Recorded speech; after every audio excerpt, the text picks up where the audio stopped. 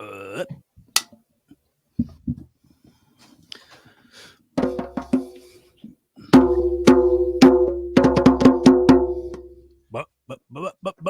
distractible boy.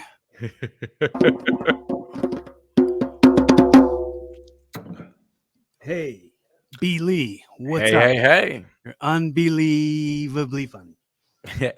What's going on? Yeah, I'm B. Lee. I be funny. That's at least what I try to convince people. Yeah, I think you asked me how I was doing there. I'm walking, talking, and breathing. It's a good day. Well, I wanted to make you aware of the fact that at this point you should be free of stress, free of feeling any safe, feel safe from feeling any judgment from me. And and well, Judgment is my and bread and please, butter, man. please be Judgment is very where it was my welcome. happy place. That's I actually seek out judgment so I feel better about my normal day. It's not until I'm getting judged by perfect strangers that I feel happy inside. Yeah, well, you know what? That's a character. That's some character stuff. I think you're right for a lot of people. I think you're right for a lot of people. I actually got into comedy because I realized I was already the comedian that wasn't doing what I wanted. Like I explained this to somebody yesterday on my show. Like my brother and my grandfather always had this like super connection, like in sports, and a lot of my friends did, like where they knew statistics and all this stuff, and like they knew all this stuff. And I was a jock growing up. I played sports. I played football, baseball, hockey. Like like somebody was playing a pickup game of basketball. I would go play. Like I would play everything. You know what I mean? But I didn't like watching it. I didn't memorize statistics. And I realized the other day, like I was talking to my girlfriend and I'm like, yeah, so and so. Yeah, because he does this joke. Yeah, the one that's and she's like, I don't know this stuff. Dude, Like, that why would I know exact it? thing happens to me. And it Exact clicked. thing. I'm like, oh, this is my sports. Like, this has Uh-huh. always been my sports. Like, I snuck up, like, I used to have a black and white TV. Like, we were poor. I had a black and white TV in my room when I was a kid. And I would sneak up and, like, watch Arsenio Hall. Like, I would watch BET when there was nothing good on Comedy Central because BET had, like, a different, set of comedians. Like, it's probably the only reason I knew who Gary Owens was before Right. TikTok, right? Right. It's like, I actually watched these No, people. I know Uh, who Gary Owens was before that too, but no, but that's because yeah, you watched yeah, comedy, yeah. right? I've And always if I been a said this to one of my huge fan. other friends, they would have no Yeah. idea what I was talking about. They're like, who? And Mhm. so it didn't click to me until later in life. Well, then when I stopped working, I was like, this was when I lost my job. I was in pharmacy for 11 years and I was attacked by a homeless man while working and I pushed him off me and they fired me for it.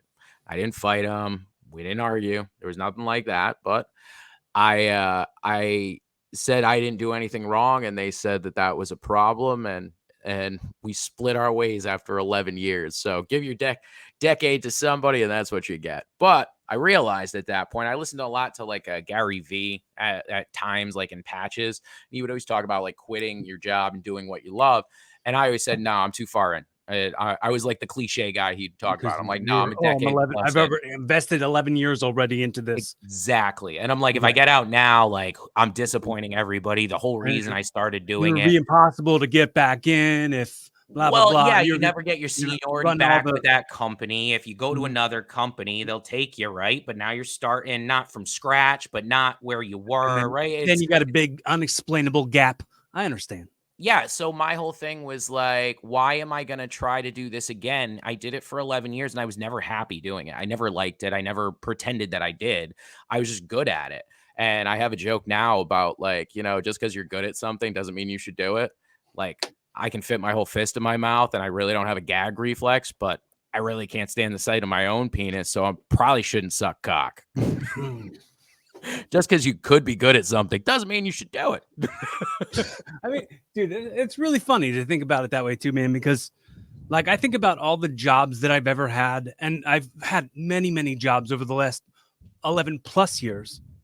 Uh, the last 25, 30 years I've been working different Mhm. jobs all the time and like doing the 9 to 5 gig. and have never liked anything, and I've never been good at anything that they've ever given me to do.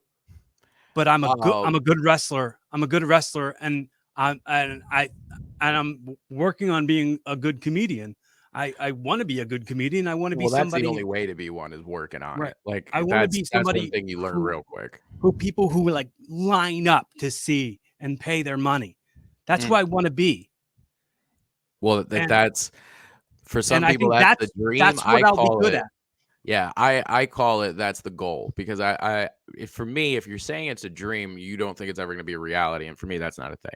Like, I'm Yeah. like, no, that's feasible. I can do it, and that was the old me didn't think I could, and that's what kept me from it. I was like, nah, there's so many funnier people, there's so many this, there's so many that, and it kept me from it. So then when job gone, it happened the same. I had just broke up with my girlfriend. Our lease was up at the end of the month, and then I go into work, and they're like, hey, guess what? You don't have a job anymore. I'm like, oh my God. Like, it was everything. And I was living in Vegas at the time. Right. And my family, the whole 9 years I was out there, was like, come back, come back, come back. So I'm like, all right, might have a reason now. So I was like, I'm going to do comedy. I'm going to travel the country. That was the original plan when we had first met on Hi Ho.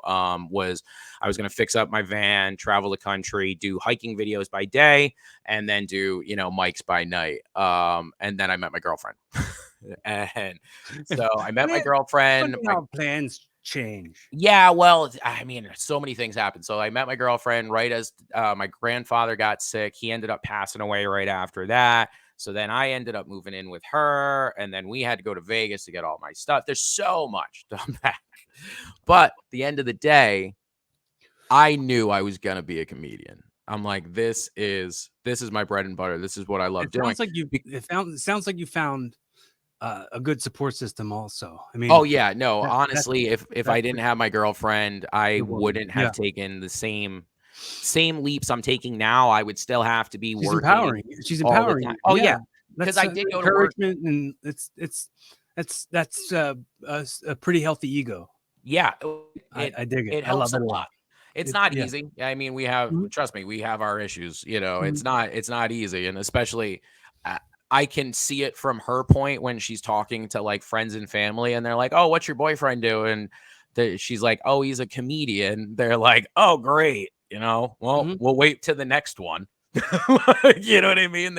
Like, I'm sure if she was like, "Oh, he's a doctor," like they'd all be, very happy. But if they're like, he's a nationally touring comedian, things will be a lot better. So I got to keep the nose to the It's gonna grindstone. be the same judgment, man. When you're talking to other people, they're not gonna understand anything because they don't know anybody personally in their life who is like driven to be Yeah. an entertainer, and no one's gonna accept it. Like, uh, believe me, like so many I times, I dude, believe to it. be I a live not it. famous pro Yeah. wrestler, it's not, to be so Z-list, not impressive to girls' families over the years. I'll tell you.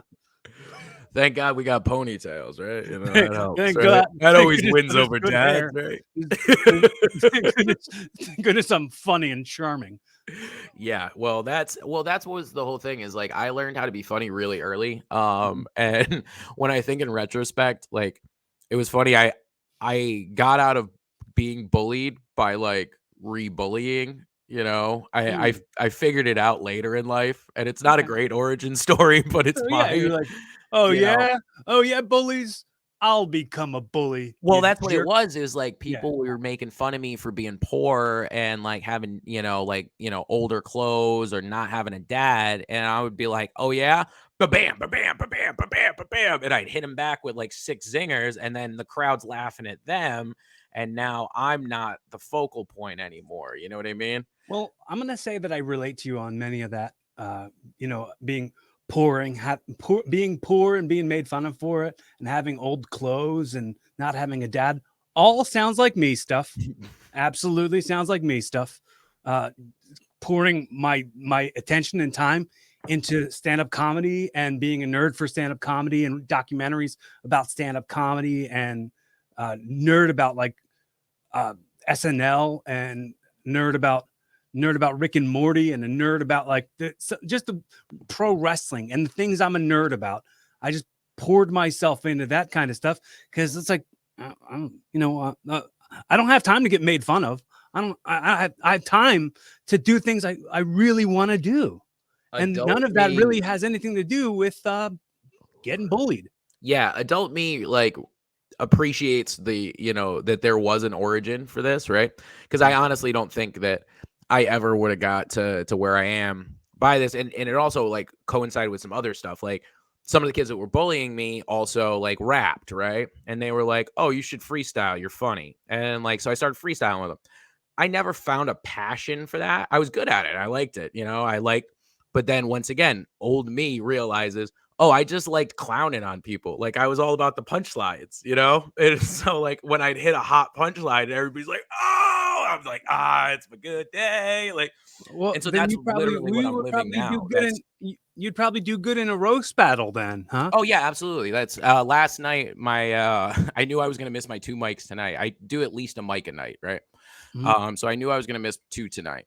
And I was like, all right, so I gotta go up to, do one, last night. So I go up and there's no crowd whatsoever. It's all comics and we all know each other. And for some reason, everybody just starts riffing. Like everybody goes up and just starts riffing. Some of it's good, some of it's not. You know how it is, right? So I'm over there and I just whip out my note cards and I'm just whacking stuff down. I'm like, all right, blah, blah, blah, blah, blah, blah. And I'm every comic that's going up, I'm just writing jokes about their jokes, right? Mhm. And so that's what I did last night. I just went up and banged out like, I don't know, 15 jokes about other comics. And some Or of them were did you gold, like some of it wasn't. did you workshop some of that stuff with those guys afterwards? Did you like try to talk Oh about yeah, it? yeah, yeah. No, I went Like, over like one of them was the host, and like he's a guy I work with regularly. Like, all these were people that I knew. mhm. Yeah. And so I I mean, went over to him because he was there with his girlfriend, and one of his jokes is like he talks about how like she has crystals and shit. And so I always bust like her balls, and I call her like to her face. I go, "Oh, hey, crystal bitch," and so it's me and her inside joke, right? And so I go up there, and I like leaned heavy into some of that. Like he's one of these guys that he's starting to grow out a beard and mustache, right? But he's very light in the hair department, right? So it's not the greatest of beards. And so I was trying to talk to him before the show, but he wasn't paying attention. So I was like, oh, I'm gonna get him later. And so I'm up on stage and I'm like, yeah, I can't tell if Pat's growing a mustache or his girlfriend saged his mouth. And the two of them are back at the bar, like literally on the other side of the room, and they started dying. And so I was talking to him about that. I started talking to him there, like, because I did like 4 jokes about him because he was hosting that night. And his girlfriend immediately was like, that one about Sage in his mouth was great. And I was like, yeah, I could tell you like that one. Yeah, I could tell. So yeah, like I like that. Like I like getting the positive reaction. Like I'm a and Libra, that so was like all I've always directly off done your head. both. That wasn't a written joke. That was directly off your head. Well, I wrote it like 30 Okay, no, I'm seconds saying before I that. went on stage, Well, but that's yeah, what like like I'm thinking like doing roast battles. You're just kind of you like get together with the yeah. comic and talk about stuff that you can write jokes about, right? Like that's sort of the way I've done it every time. Not Well, all, I haven't done it many times, but most of the time it's been like we have a conversation. A lot of times we'll do just like how we're talking right now, yeah. and just get to know each other a little bit, and then be like, all right, well, just you could maybe say this or say that, and So, I'm very northeast at the moment, and once again, I lived in Las Vegas for 9 years, so I'm all over the place, people. Northeast comes with different rules for some reason. Like, there's no roast battles around here. I signed up for one nearby, and it's a self roast battle. So like they're so worried. They're like, "Nah, you can only make fun of yourself." And like I was so worried because of like how hard, like, because you were already telling me like, B, don't be so hard on yourself before we even started recording, right? So like you could tell how I am with my comedy, right? And so I'm like, all right, I got to be like softer because like I don't know how they're gonna read this because you have to type out a joke, which is the worst way to do a joke in the first place, right? So I went with B. Lee looks and sounds like a Asian redneck, like he would drive the number 77 Sriracha car. Yeah, The ponytail helps with that. Full Last Samurai, you know. But yeah, I was like, that's it's like edgy enough to like know that I'm funny, but like it's not my best stuff for sure. Yeah, it's Like that's the problem with like typing a joke to like somebody or like I don't know your sense of humor. Like you don't know these bookers, and some of these bookers like are really, you know, like one way or the other. And I will do comedy in any room. Like I have some guys like that are scared, you know, to like go to certain rooms, and they're like, oh, I don't know, like that room they talk a lot, and I'm like, no, they only talk if you let them. Like do you take public transportation or you drive to each one of those mics? I drive. So like Like, how luckily my far of a girlfriend distance? is done early enough in the day. So like we try to do dinner together and then I run out and I do mics all night. Mhm. So like yeah, we swap the car off and yeah, it's a crazy existence, but it's comedy. It's one of the reasons I can get any notoriety around here is because I do so much work. Like it pisses some people off, and other people will like acknowledge, like, no, this kid shows up at every mic. He writes new jokes all the time. Like I put in the work. Like my first month I did 20 mics. Dude, you should come to Philly or like I would. I absolutely or would. like or like Is this an New York. invitation? Are you Huh? inviting me? Is I it? mean, I don't think your girlfriend wants to leave her job to live in my living room. Oh no, no, no! I'm not gonna live there. I would come do Okay. mics with you though for like a week or something. I would come out there. No, no, no. The goal is actually on the comedy train. We're looking to move to Austin. Okay. Yeah. You know what? You told me that, and I forgot. Yeah, no, no, that's fine. You Remember, I told told me you. that you were gonna forget. I told you. Remember, I told you I'd forget. Remember? Yeah, it's that you should have that tattooed somewhere for sure, for sure.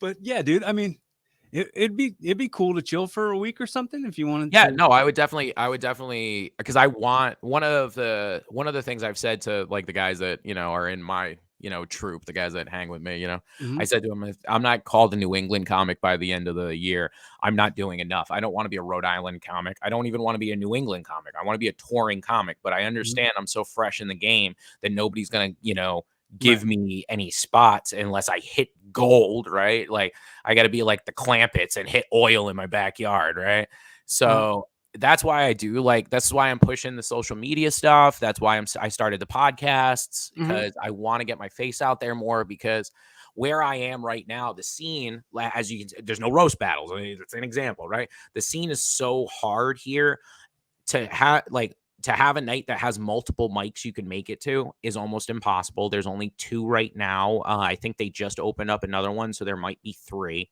But like you're literally driving all over the state. It's not like in other places where like you park your car and you like walk to one club, walk to the other club, walk to the other club, right? I hear comics talking about this and I'm just like, how nice it would be. I'm like, I'm texting hosts at other shows. I'm like, I'm on my way. I just got off stage. Like, I'm on my way, you know? So it's like I'm trying to get in as much time as possible, which is the only reason that I have any notoriety. I've already hosted multiple times. I have more on the books. I have my first show coming up at the beginning of next month. So like I've done more in the little amount of time that I've been on the scene than guys have done with years. Yeah, Because, and you're I'm not far saying ahead. that to shame them. I'm No, not saying at that all. to say, It's attaboy. It's a self pat. well, So as much as we want to go like, oh, I suck or I'm an idiot or whatever, and you want to bash yourself, oh, this dumb thumb, this dumb whatever dumb I've stupid actually idiot said to thing you multiple have to say. people, I don't mind saying it to the internet. I've said to multiple people, I wish I sucked more when I first went up. My first mic, I got laughs. Like I did all right. I came off and I had one of the better comics in our area tell me, "This is your first time? Like you should really stick with this." He goes, "That IEP joke is gold." And I look at my girlfriend and I go, "What fucking IEP joke?" And I had to go back through my recording. I had it on audio because thank God I knew enough to do that, right? And it was a setup because now I use cards, but I only use them as like a set list at this point. So I'll Mhm. flip through I'll look at the top of the card and I'll throw it in my hat. It's kind of a gag I do, right? But I started with a notebook because I was, you know, like everybody does when they do their first open mic ever, right? And so I said I might look back and forth to the notebook from time to time, But my IEP says I can do that. If you get that joke, you're also retarded. And like the whole back of the room lit. Like they were like, "Wow!" And it was literally just a riff at that point. Now it's one of my jokes, Well, yeah, now it's something dude, I use. But dude, I'm also a sped kid. yeah. I'm also a sped kid from the slow classes, if you will, and I can spot one of us from a mile away. Well, you get it, right? Like, so and what a joke I make, I don't do it on stage. I've never done it on stage, but I make the joke in my just routine life. In your life, yeah, we have those. And I always say that I have spedar, like how people have gaydar. When somebody else displays acts, or when they go over the sped limit, you mean? Yeah, whenever they're over the sped limit, yeah, then my spedar goes off. Comedy gold over here on Involving. Oh man, that's great. No, and that was the thing, is like that's like part of my story, is like I had to do these, like in high school specifically, I had to do, they called it resource class, and it was like one of the funniest parts of my life. Like it was such a joke that I was there, because I have a written language problem, is most of my issue. My dyscalculia went undiagnosed. I found out from a stupid TV show. I'll tell you about that later. I don't know. I don't even know what dyscalculia is. So if you're going to wait till later, I'll forget. Yeah, we'll get into it. The word in the first place. Yeah, if you're familiar with dyslexia, it's easy comparisons. But yeah. So I had known dyslexia on the books. They said I had a written language problem. So in my like life, all I need is a laptop to type it out, and I don't have the same mistakes I would have when I write. When I write, I see exactly as I intended, not as I actually wrote. So I won't see misspellings, I won't see duplications, I won't see the missing words. I will see exactly as I pictured the sentence. But if I type it, as soon as I screw up on the screen, I'm like, "Oh, you dope," and I fix it. It's one of the joys of modern science. Like if that didn't exist, like, we never invented computers, like I would never have gotten fixed. So it's great. All I need is a laptop. If there was no backspace button, you look like a fool. I grew up with typewriters, so I remember what it was like. And yes, it was a much tougher time. Like a babbling fool if there was no backspace button. Oh God, it sucked so bad. When they had like the little like white strips, it got a little bit better for me, but it was still miserable. But yeah, so you take that and it's like, oh, okay, you just give the kid a laptop, he's fine, right? Well, because of like rules, regulations, laws, and all this shit, right? For me to get a laptop, I had to take this stupid class. Well, I also had to take a study class. So I had 2 studies, one with a teacher. I'm like, I don't need you to teach me anything. So I just never did my homework. I literally did my homework always in school because I had 2 classes where I could. The resource class was half underground. So like by that, I mean, like when people walked by, like on the sidewalk, you saw like their knees and their feet. You know what I mean? Like it was half, like the window opened and like it was like the sidewalk outside. So Lee, kids how would old of a cat are you, dude? What's that? How old of a cat are you? How old of a cat? Oh, 37. 37. Okay. Yeah. So I knew we were close. Yeah. I'm fairly 40. Yeah, we're close, you and I. Yeah. So a lot of this stuff you're saying is relating really hard to me. Yeah, so picture this. Picture your teacher sitting there, right? And she's drinking her cold coffee from the teacher's lounge, right? And all of a sudden, one of my buddies walks up and hands me a coffee from Dunkin' Donuts through the goddamn window. So once again, should have known I was a comedian, right? She goes, "What the hell are you doing? You can't do that." I go, "Oh, I'm sorry. Did you want one? I'll send them back." So literally, I kept getting coffees delivered for me and the teacher from there. So it's just like, who did that help other than her? Right. But like, that wasn't helping me. And so there was kids in there that had like much, much further problems. But I always befriended them. I was always friends with them. And it really didn't have any benefit to me, except for when one of them made a kill list. I was the only one on the hockey team that wasn't on there. It was like that old Dane Cook joke where he's like, oh yeah, I always give him candy. Thanks for the candy. Yeah, you knew exactly what I was talking about. It's like I lived that. Right. That. Right. It was crazy. But yeah, no, the whole hockey team, was on there. Everybody's like, O'Neal. I'm like, I had resource with them. Pays to be a sped kid. I guess. I'm like, hey, I'm done. Just keep going. Keep going. But yeah, so I always fit in like multiple boxes. Like I never fit into one because like obviously I'm taking these classes, right? And these are people that I interact on a daily basis with, normally wouldn't interact with. And then I mentioned I was on the hockey team, right? And even the hockey team had 2 different like class systems. So like I was in college prep still. There was like 10 of us, I think, tops that were in college prep. Everybody else was in like business or remedial or whatever, And it's like, so I have a literal brain damage problem. And I'm pulling this off, guys. Like, and then what do? My favorite pastime is smashing my head into other people on the ice, Mm-hmm. So, yeah, we have that in common too, except for not hockey. I don't smash my head into my head into chairs and all protective gear off. No protective gear at all. Just straight on. I have respect for what you do, man. That's crazy. That's crazy shit. Thanks, man. What's your worst injury? I bruised my ribs. I broke my ribs. I bruised my ribs a bunch of times, and that always hurts. It makes it hard to breathe and stuff. But, yeah, it does. Yeah, I snowboarded. I was a bouncer in Vegas. I've done a lot of things that have injured me, other than hockey, which also did. But yeah, no, I broke my ribs snowboarding, and I had one of those, those hard like plastic water bottles, like was that neoprene or whatever. I think I'm using the wrong word, but you know what I'm talking about.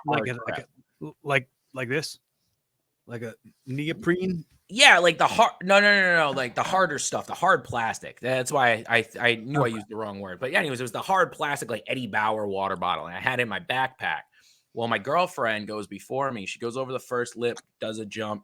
I see her go over the second one. Boom. All right, she's fine. So now I go, right? I launch off the first one, do a grab or something, nothing crazy, right? And I come down, I'm coming off the second one. When I come off the second one, I look down and she's standing there talking to our buddy, like right where I'm about to land. I'm like, what are you doing? like it was like snowboarding 101, like mistakes, right? And so, of course, I'm the good boyfriend and I don't want to kill her. So like I pulled back, and I ended up landing on my ribs. I rolled out of it, smashed my head off her board. It was really bad. But yeah, long story short, I ended up smashing all the ribs on this side of my body. I still do not like laying on that side on the bed. Like that was what I was 18, 19, 20, something like that. I'm not those ages. See, I've never gone snowboarding or skiing because I kind of feel like I want to use my risks for like audience reaction or something. I say use them and then them be gone. Yeah, I get my audience reactions from comedy, so I can risk my life in other ways. You directly get your audience reactions from putting a razor blade into your eyebrow. So yeah, I can see why you pick and choose. Yeah, I did. Yep. You asked like how much I knew about wrestling, like I said, more than the average guy. Like when I know something about something, I absorb a lot, like even if it's something I don't like. I was really good at debating. I did mock trial and like I literally won a case because I got a woman thrown out because her testimony was like about how her dogs felt. And I was like, she is neither a veterinarian nor a psychic. So so her testimony is not an expert testimony, and the judge threw it out. He was like, he's laughing the whole time. He's like, all right, Mr. O'Neal. If she wants to show me somewhere on paper that she was a psychic before, sir, or she was a veterinarian, I will take the testimony of how her dogs felt in the moment of the situation. Otherwise, I would like her testimony to be thrown out and stricken, sir. And like, once again, how was I not knowing I was going to be a comedian?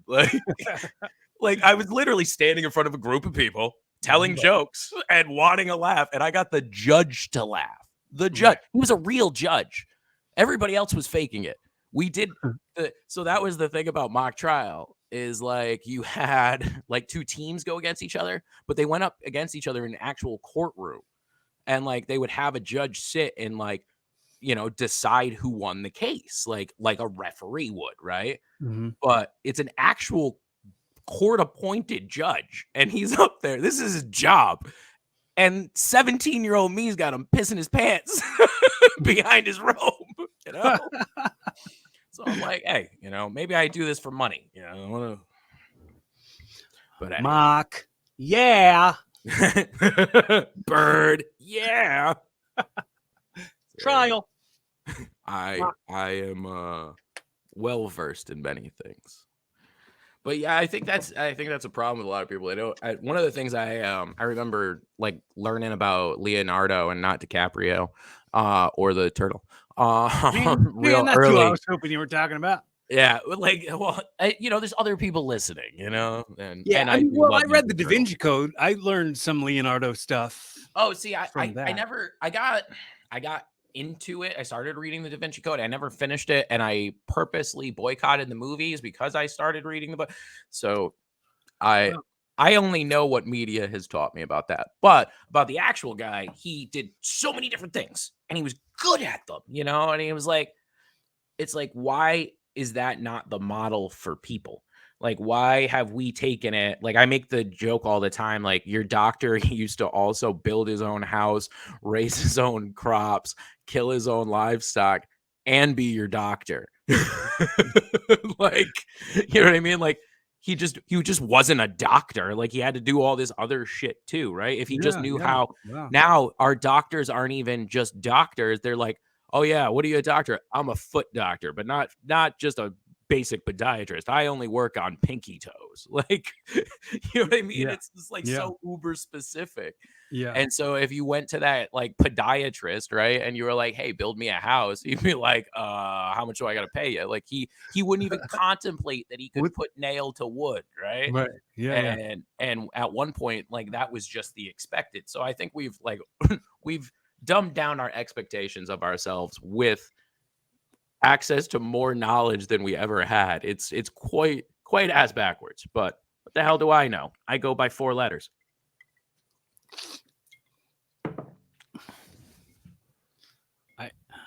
I totally agree with you. I don't understand what 4 letters are. What you're talking about. Lee. I go by 4 letters. Oh, your name. Oh, okay. I had no idea what you're doing there. It's cool. It's cool. That's happened more than once in my life. Understandable. It happens to me all the time. I'm not alone. I'm not alone in being confused. I confuse folks all the time. I think that's how you find your crowd, right? I remember a high school English class. I made a joke. My buddy was sitting next to me, and I knew he also had a dead dad, or at least we both thought our dads were dead. They just at least weren't around. So I made a dead dad joke to the whole class, and we both sat at the back of the class, so it like literally to the whole class, right? And there's this girl sitting at the front of the class. It starts dying. One person just cackling. And me and her are still best friends to this day. So, like, it's just like, find your audience, Like, yeah, everybody else in that room didn't find that joke. Do you remember what the joke was? I don't. We both have asked each other since then. We both remember that it was about like just an off the cuff dead dad joke. Like, I know me. Like, it was some dicky thing that I knew was going to get a shock. You know what I mean? Like, that's what I want. Let's try to write a joke that you can tell people was the joke. Oh, there's a concept. All right, let's see. High school. What's English a good dad joke? See, this is the problem we've had. We couldn't remember what the question was to lead me into it. So like it was like improv comedy, you know what I mean? It was like I think I did this kind of thing too. Like they would be like, "Oh, bring that home to your parents," and I'm like, "I don't have parents." Like I remember all that same shit. Like, yeah. So that was the question. All right. So okay, I got you. Right. It was like, bring this home to your parents. I would have came back with some shit. Bring this home to your mom and your dad. I'll be like, all right, well, if you tell me where he's buried, I'm happy to take it over to him, but I can guarantee you it's not going to be a clean piece of paper when you get it back. I don't know how long he's been in the ground. I'm pretty sure it's been a long time. But I like this. This was my sense of humor for a very long time. So like, oh, get your mom or dad to sign this paper. the best part, so like I actually do have stories about that. So I turned 18 the way my birthday fell. My senior year of high school, I turned 18. So I would have teachers come up and be like, take this home to your parents. And I'd be like, well, first off, you're wrong. And just stay right here, Bob. I would just sign it, hand it back to him. Oh man, that really changed the dynamic in a lot of classes. They were like, wow, what's your mother gonna think? And I'm like, she already hates me. Here, go.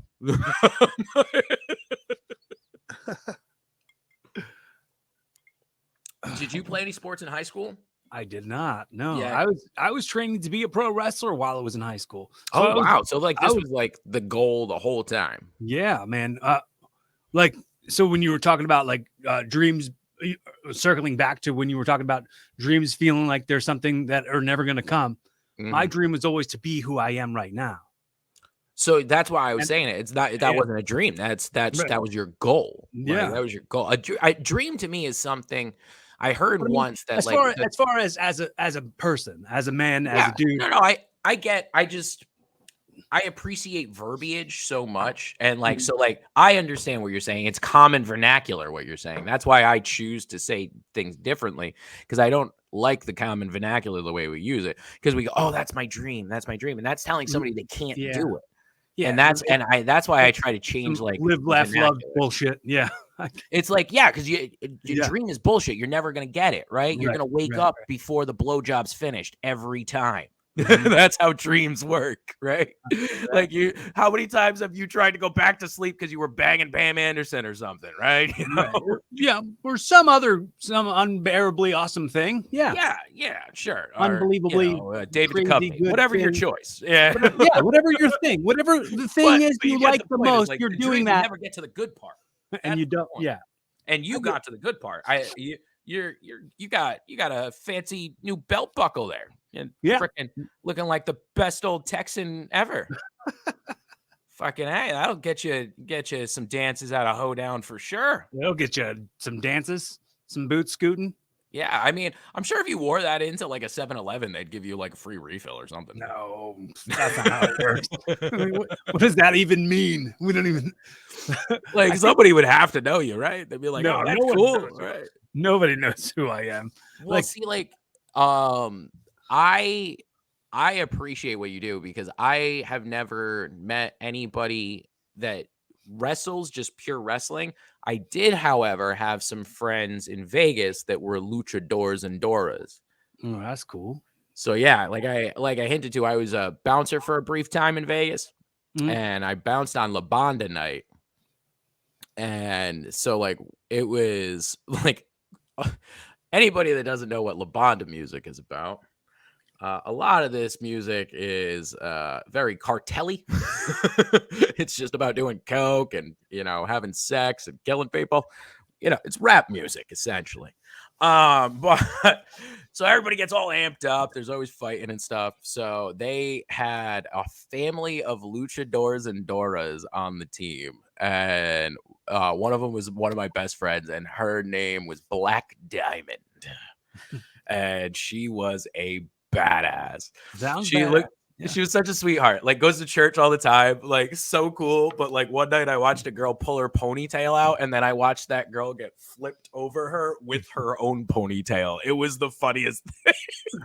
I was like, "Oh, that's the wrong person. You went after the wrong person." Cool.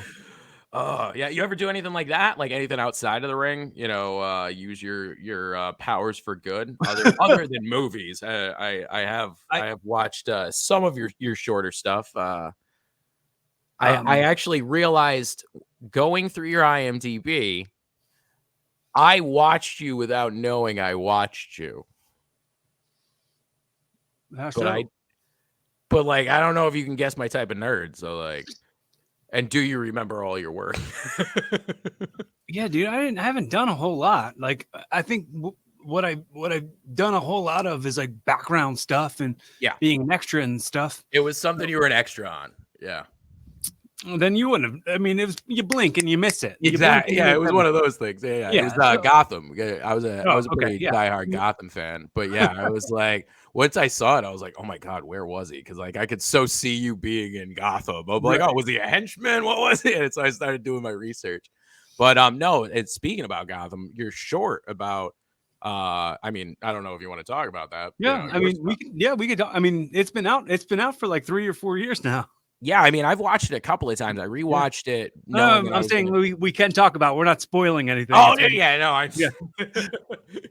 That's a good point. That's a good point. Yeah, no, no, I remember I watched it. I think when we first met because I remember liking the dynamic. Because once I rewatched, because I'll honestly say I just watched it last night.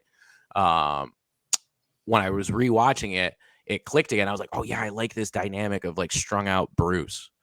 Like this, like, oh man, I thought I did it this time. Like, oh, I was like, oh man, this is great. This is the Bruce I always wanted. Like, you know what I mean? Like, yeah, like my old writing partner before he passed, we would talk about like the whole reason Gotham is because of Bruce. Like, if Bruce wasn't such a dependent psychopath, there wouldn't be so many dependent psychopaths. Yeah. Like, why don't you kill them, Bruce? If you just killed them, the problem would be gone. No, I can't kill my playthings. I love my playthings. They wouldn't have a job anymore if they were all dead. I mean, well, there's always a new problem, right? So that's not true. Like that, then we wouldn't need cops next year, right? Like it's like that's not how crime works. Like, no, we know there's going to be another problem. So, like, if he locked him up or he killed him, there would be no problem. But no, he puts him in this very easy to break out of mental hospital. That apparently everybody has keys to or some shit. Like you go in there, you get life, and you're out next week.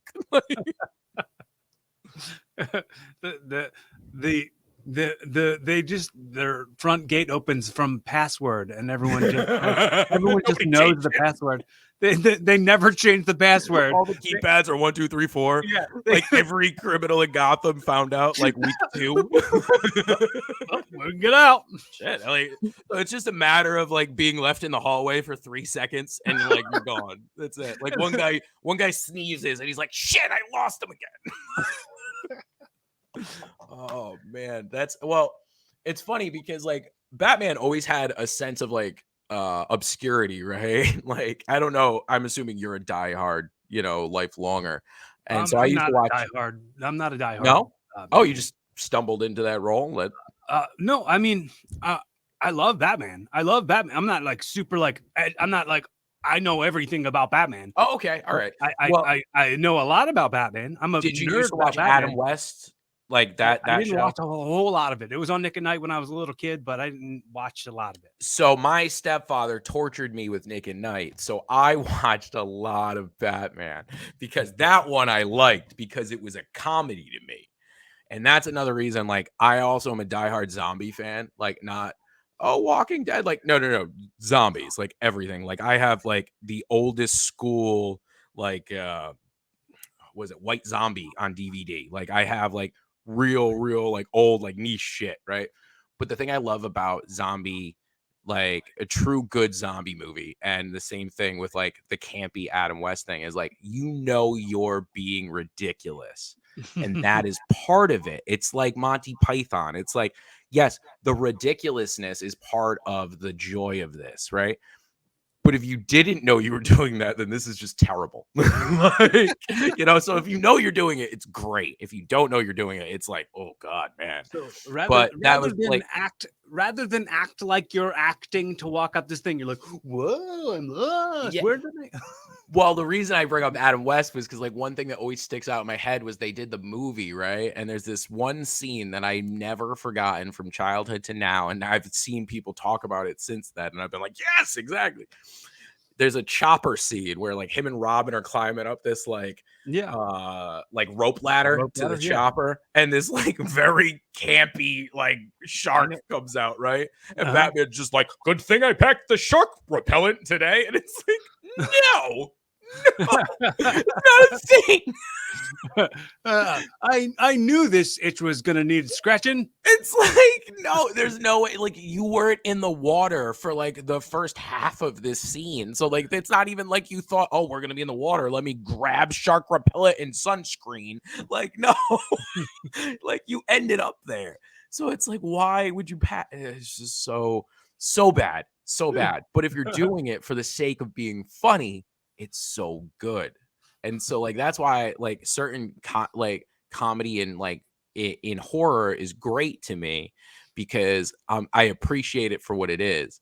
But then I see other people be like, "Oh, this movie's garbage. Like, look how bad that is. Like the cameras." I'm like, they're not trying to be a Michael Bay movie. They're trying to. I watched one. Like, once again, I have a collection of like the worst ones ever, right? So like I watched one where like this guy is from like the CDC or something, and he parachutes in to like the town, and it's just like that. It's not a thing. Like, why would that happen? And there's this whole stupid scene based on that, and you're like, but no, right? But like, Well, if you're listening, if if I had known this and you had said to me earlier, what kind of nerd do you think I am? I would have then said you would have seen Half-Life Horror from Hell was a movie that I did where I played a scientist who went into a town that had zombie attacks. There was a voodoo zombie going after people in this town. voodoo zombie movies are some of the best ones. I It's love so them. campy. White Yes. Zombie is one of my favorite. Now, like, once again, very old one, right? Black and white. Before you watch it now, and you don't even need a black and white TV. All that to want to say real quick. Shout Yeah. out to Mark Mackner. He was the director of that, and he's a campy dude. I've had him on Local guy. Yeah, he's a Philly filmmaker. Yeah. That's pretty cool. And are you trying to like stay into the film thing? Like, are you trying to do more of that? I mean, I want to. I'm open to. I haven't been doing a whole lot of that. Well, I mean, I don't know because I'm not in the business how consecutive work is, and I'm sure a lot of it's like comedy where like you're not getting paid for some stuff and you're just happy to work. But I saw on your IMDb that you had stuff 19, 20, 21, 22, right? Yeah. Yeah, so I mean, you're working, you're just maybe not as much as you'd like.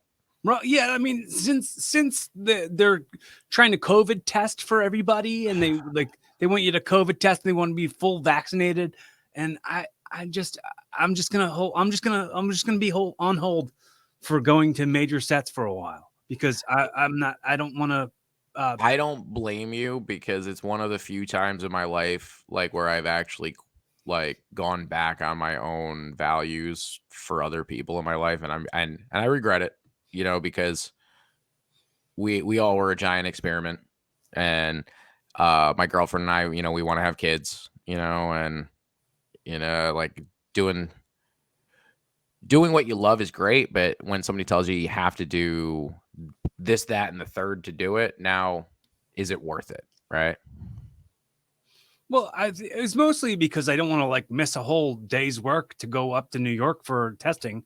Like Why do it's they like make you go to New York? like that's where those films are. That's where that's where Gotham Oh. was. That's where a lot of things like I'll travel to New York for a day's work, and Mhm. that was what I did pre-COVID, pre-pandemic. That was what I like. That was how I was like paying my bills mostly. Because you would just hop on the train, Mhm. go over there kind of thing? Yeah.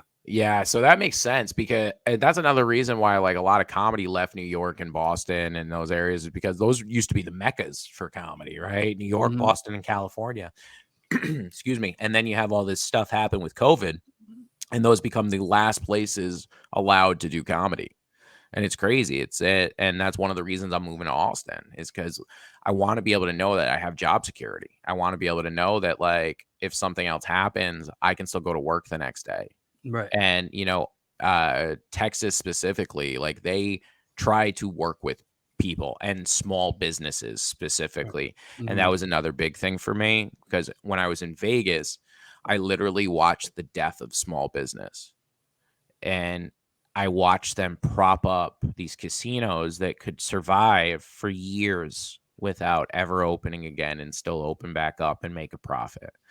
but they let them open up, but not the same mom and pop restaurant down the street. And they went off the guise of, oh, well, gaming, gaming, gaming. But if Mhm. you live in Vegas, you know that every bar has video slots in it.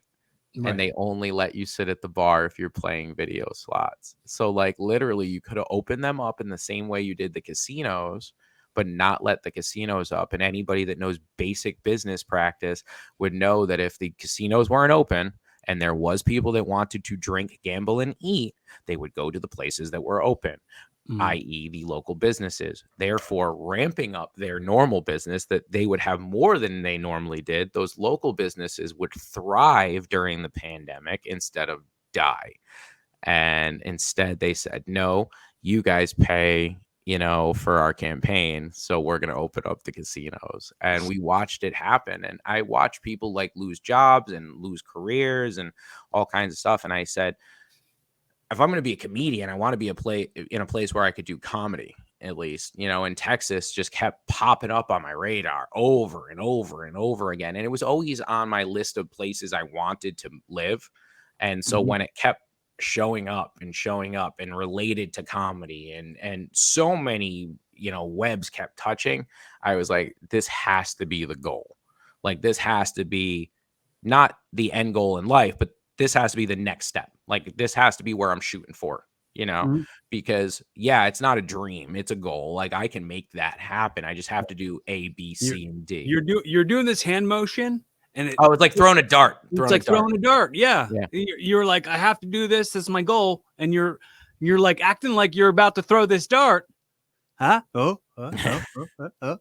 Anybody who's listening and not watching, It's is very, just You're totally also missed out on missing the things. hand gestures that could be misconstrued. So you're really missing out. You should really tune in.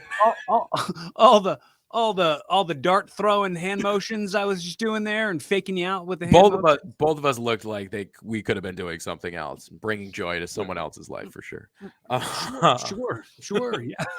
But yeah, no, you gotta have, I think you have to have targets, you have to have goals, Yeah. something to shoot for, the next step. And sometimes you have to move those targets, and sometimes stuff gets in the way and you got to readjust, and that's why I was, kind of using the dart, thing is because, you think you got it lined up, but you throw that first dart and you're like, shit, I'm And the like, what, a wind's quarter inch blowing. off. Yeah. You got to line up Yeah. your shot. So Mhm. sometimes things happen, I had a bunch of things happen that kept me in Rhode Island longer. And I'm kind of happy it did. I shouldn't say kind of, I really am. I met my girlfriend, and my girlfriend is actually somebody we both went to high school with. She graduated the year before me. I grew up staring at her butt getting on the bus. Was Like, was she literally. the girl that laughed at the dad joke? No, she was not. No. She's literally just a really great friend. She has 2 kids and 1 on the way, and the 2 that she has already call me uncle. So yeah, Cool. That's I got awesome. another kid I gotta, deal with. One of them harasses me all the time on TikTok. And I'm like, your child is making me look like a neglective uncle, and people don't even know we're not blood related. This is not okay. She's like, Uncle Bregan, I miss you. And I'm like, oh God, like this does not look good, but I need the comments, so I'm leaving it up. Interactions, please. Yes. Validate me. Just like, I exist. subscribe, I'm share. good. I am a whore. I will open an OnlyFans if you like, subscribe, and share enough. I will whore myself out even more. Dude, I joined this app. I forget what it's called, but it's like ask me anonymous questions, and I've been putting in my story all the time. I've been noticing that. Yeah, I've been following it. Yeah. And somebody asked me about like if I had an OnlyFans, and I said on there that I had an OnlyFans, and that was I had it open for only like 9 days, and no one subscribed to it. So I saw that. Yeah, I saw it. I was like, it's too real to be a whole joke. That's a half joke right there. that was the shoot of it. That was what really happened. So you use that term often, the shoot of it. That's a wrestling term, right? Oh yeah. You want to explain that one for me? Because I know like a lot of them, but I don't know that one. If it's something's a work, like if something's like fake and planned out or whatever, it's a work. If something is legit and real, it's shoot. Like, so shoot fighting and work fighting. So if you're doing a promo and you're in character, You're doing a Gotcha. work promo. But if you're saying stuff like to the real person, here's the deal, and you're saying everything truthful, that's a shoot. Is that related to like wrestling? Yeah. Greco-Roman, I should Yeah. say. Mhm. Yeah, it's The they shoot, like when you're yeah, that's right. jumping. Yeah. Yeah, Okay. Okay. back in the day, uh, wrestlers used to be called shooters and hookers. Like like Greco-Roman and, Yep. Yep. the American grapplers. Yeah. Yeah. I like to. I am a full proponent of hooking in all the senses, Mhm. because there's two things that have always existed in my eyes, and that's comedy and prostitution. I was gonna I say, dude, the movie Hook is the best. It's one of yes, my all forms favorite of hooking. movies of all time, for Rufio, real. Rufio. It's one of the best movies there is. Absolutely, and Robin Williams, one of the funniest people to ever live. Even if he wasn't, the purest of stand up comics, he still was one of the funniest people to ever exist. Yeah, man. I mean, I'm a unlike huge Robin anything Williams else in fan. this Well, he gets a me lot of too. shit post mortem because a lot of his jokes, with the internet, it's a lot easier to prove. Oh, well, you probably did take that one, right? And so like, I like to subscribe to the theory that comedic people have a similar way of looking at things. And like, I Mhm. heard somebody like the other day, I think it was Nick Swartzen, say, "Oh yeah, they thought so and so, took my joke about fajitas," and he's like, I'm pretty sure he's had fucking fajitas before. Like, Right, right. like Everything's I'm so pretty I don't think he woke up and was like, "Oh, I'm stealing this joke," like right, he probably had a fucking fajita and had a mhm, funny thought about a fucking fajita, right? right, And right, right. and so I like to subscribe to like that is more the common. So like I hope that was more of the case more often than not with Robin Williams. But I can say for a fact, I saw Carlos Mencia live. I've always been a huge fan of comedy, as we talked about, right? And so I would always go see live shows, and I am the guy that is cackling. I am perfect for a fucking like an hour special. Like, just put me in your crowd because I cackle, and like I do this at open mics. Like if something's funny, I'm like, fuck it, I'm bad. Like I laugh, right? I was crickets through Mencia's whole set. And like my girlfriend's looking at me and she's like, "I'm sorry, I bought you He these tickets." seems And I'm like like, such a but the worst part shy. was, here's the worst part. Did you ever watch the show? Did you watch the show? Because I was a fan of his show when I I watched mean, it. I barely watched it. Okay. I feel like I always felt like the guy was trying too hard. Like, So I yes, post everything I but realized even this, right? before everything, I always felt like he was always trying too hard. Well, Like, you'll realize, like you'll like this that I realized. So he had all the guys from his show open for him. So he had this guy that's on his show that always speaks in Spanish and like acts like he can't speak English. Went up and did a whole fucking set and killed in English. Killed. I understand every word. I was dying, right? So on his show, he looks like he's illiterate, right? He's like, oh, he's like the guy that never learned English, right? But when he goes up, he kills, does a great set. He has a midget on his show. Midget goes up, kills, amazing set, right? We're dying, grabbing your ribs, dying, right? Like real good, right? The headliner goes up and it's crickets. Have you ever heard of such a thing? Like, so then you fast forward like however many years, and I hear like this whole Rogan controversy with him, and I'm like, the guy from Fear Factor? I'm like, what the hell? And so like now I'm trying to piece together all these things, and once I do, I'm like, oh yeah, it makes perfect sense because I have never had a comedian. Like I saw Dane Cook at Comedy Fest in Newport, like here when I was younger. And I remember missing jokes because I was laughing so fucking hard. Like me and my friends are looking at each other. We're like red in the face. We're dying. Like we can't catch every joke because we can't stop laughing. And we're like hitting each other like, shut up, shut up. I'm trying to listen. And so like I remember like that's comedy. Like that's like and when I saw Mencia and we walked out and like we're both like shaking our head, like, I don't, is it me? Is it you? Like, well, I don't understand. Like, what did I miss something? Like, but then when I heard all that, I was like, oh, that makes sense because there's no passion in what you're saying. It has nothing, no connection to you. And that's what makes a good comedian funny is like you lived it. And so you learned what was funny about it. You took a pain that you lived through and said, oh, let me twist this and oh, that'll be funny. That takes something like and makes it so much more special. Like I was talking, you are a Pryor fan? Yeah.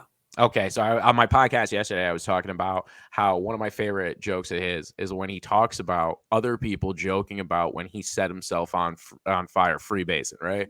Do you know the joke I'm talking about? I do, yeah. And he's got the match, and he's like, "Oh yeah, it's Richard Pryor running down the street." He's like, "I hear you motherfuckers." And I was like, the best part of that for me now, it was always funny to me, but because it was one of the funniest jokes to me, and it stuck with me now as a comedic, mind, I have thought about that even more.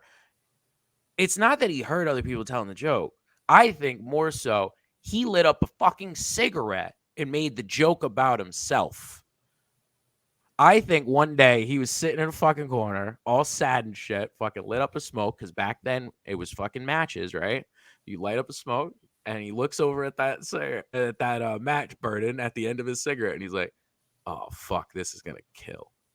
Like that's how I see it now, because like I don't think he heard some other guy like on the street making the joke, and he was like, "Oh, I gotta use this in my act." This is Pryor. He's a genius. Right. So I'm like, oh no, he either lit up a cigarette or so somebody else lighting up a cigarette and thought and was like, "Oh, let me twist it like this so it's not me." And now this is, it's an observation. It's not me doing. Yeah, there was so much more beautiful that way. Right. Or somebody close to him might have been like, people are probably saying this or probably saying that, and he just flipped it on its. If that, yeah, and it could have been that. It could have been that, yeah. But in my mind now, and because he's dead, I can say this for the rest of my life. In my mind, he lit up that cigarette because, like, it makes so much sense to me that way. Like, because no one can tell you you're wrong because exactly that's in your mind until we invent a time machine, and then I'm fine. and then someone could be Richard Pryor tells you you're wrong about that. Yeah. I would like it to be Richard Pryor because ideally if he told me he was wrong, one who could give you that deep of an insight on. I want him to hurt me in ways that I love. Like he would eviscerate me in ways that I would feel special after. Dude, imagine if Mitch Hedberg, imagine any of these guys had podcasts. You know what I mean? So many of these guys. Yeah, some of them I don't like. Everybody has a podcast, right? And me, myself included, obviously. I have 2 and I just started. So I get it, right? It's something, especially in our walk of life in the comedic role, right? Mm-hmm. Is something because you have too many fucking personalities. I'm a one-trick pony, people. That's why I need an OnlyFans. That way, the pony can use his pony cock. Anyways, moving on. The whole point of what I was saying is like, everybody's got a podcast now. I think some people are remarkably better than others. I think some podcasts actually have a net benefit and others are just people just shooting the shit with their friends, which is fine. That's fine. If that's what you want to listen to, you're a fan of somebody and you want to get more content. I would much rather you listen to a couple of comedians shoot the shit talking about McDonald's than go watch the Kardashians fucking produced fucking half an hour every week. You know what I mean? Mm-hmm. So if that's what you want to consume, that's fine. And I think it has a place in the world. But I think some people would be remarkably better than others. Like if Robin Williams had a podcast where he was literally just given a microphone and let go, I would tune into that however often it was on. Right. I don't care what jokes he wrote. That man is insane in the best of ways, and I would tune in for every second of it. Yeah. You said Mitch Hedberg, but for me, it would be more like, Jesus, why is his name fucking dyslexia?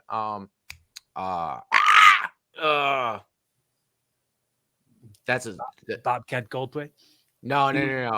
That sounded like the voice you were doing. No. It was took a gun out at the Comedy Store, put a bullet hole in the wall. Jesus Christ, I know his whole life. Bill Hicks. No. It's short, fat, long hair, screams all the time. Oh, yeah. I just had it on the tip of my tongue. That's exactly where I'm at. It's Kinison, Sam Kinison. Thank you. Kennedy kept coming to my mind. I'm like, no. Kinison. Yes, Sam Kinison. Yes, right. Sam Kinison. Jesus. Now we've been trying to think of his name. I'm just gonna repeat it 100 times. Kinison. Kinison would have been a great podcast. Can you imagine listening to Kinison? I think it would be like Stern was at the best of his times.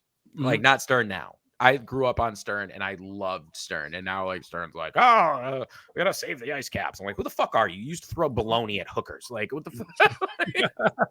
Like, there's just some people that should shut up about like things.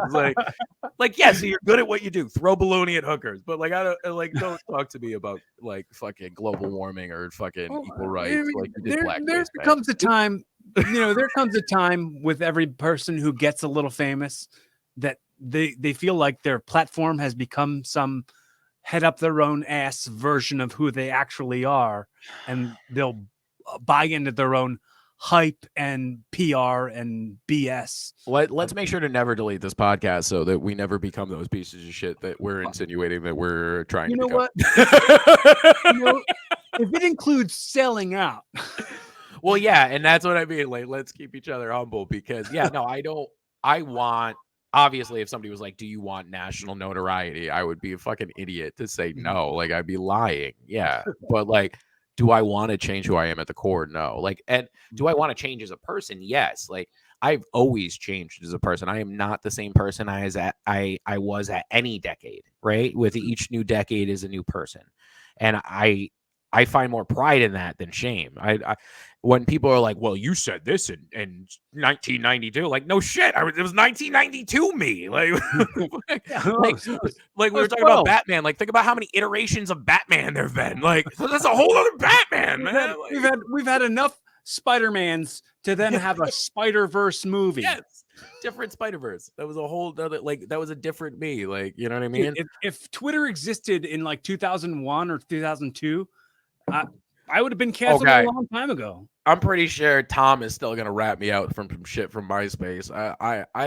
I'm fully encompassed in the fact that somebody is gonna try to I gotcha at some point. Oh, you know what? If they could find if my MySpace still existed, I've probably said some stuff on there that was gross, but that shit died off. But well, here's my whole thing is like, can you catch me doing anything now? Because you can't, because I know that's not me. Like, if I did or said anything that like I should be like ashamed for, I already am.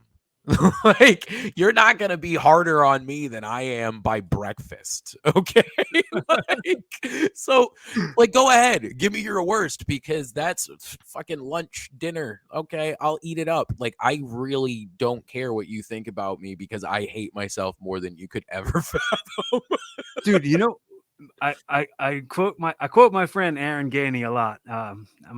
My late friend, the late and great Aaron Gainey, he would say if somebody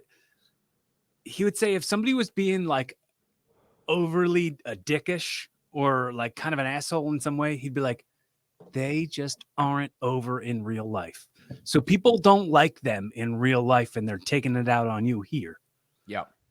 And that being over in real life is a very important thing. And I think that might be what happens to some people. Like they make some compromise with who they are, or some like, let me try to change some shit and make me somebody I'm not. And then I think we watched that happen with Will Smith at the award show, right? Yeah, dude, I think, it was a moment. People have moments. It's forgivable. I think it's forgivable, but I don't think in the way that it has been. I think you need to acknowledge your missteps in life, and I don't think that's at all what's happened here. And I think a lot of it's been for someone that's come so far in life, it should be easier to admit when you overstepped. It's harder for someone that has nothing to admit when they're wrong, because like their person is everything, right? But for him to be like, look, man, we had some drinks. My wife gave me a dirty look. I thought I had to defend her. I know I screwed up. It was a bad move. If my son did it, I would be pissed at him. I fucked up, guys. This is not the way to go.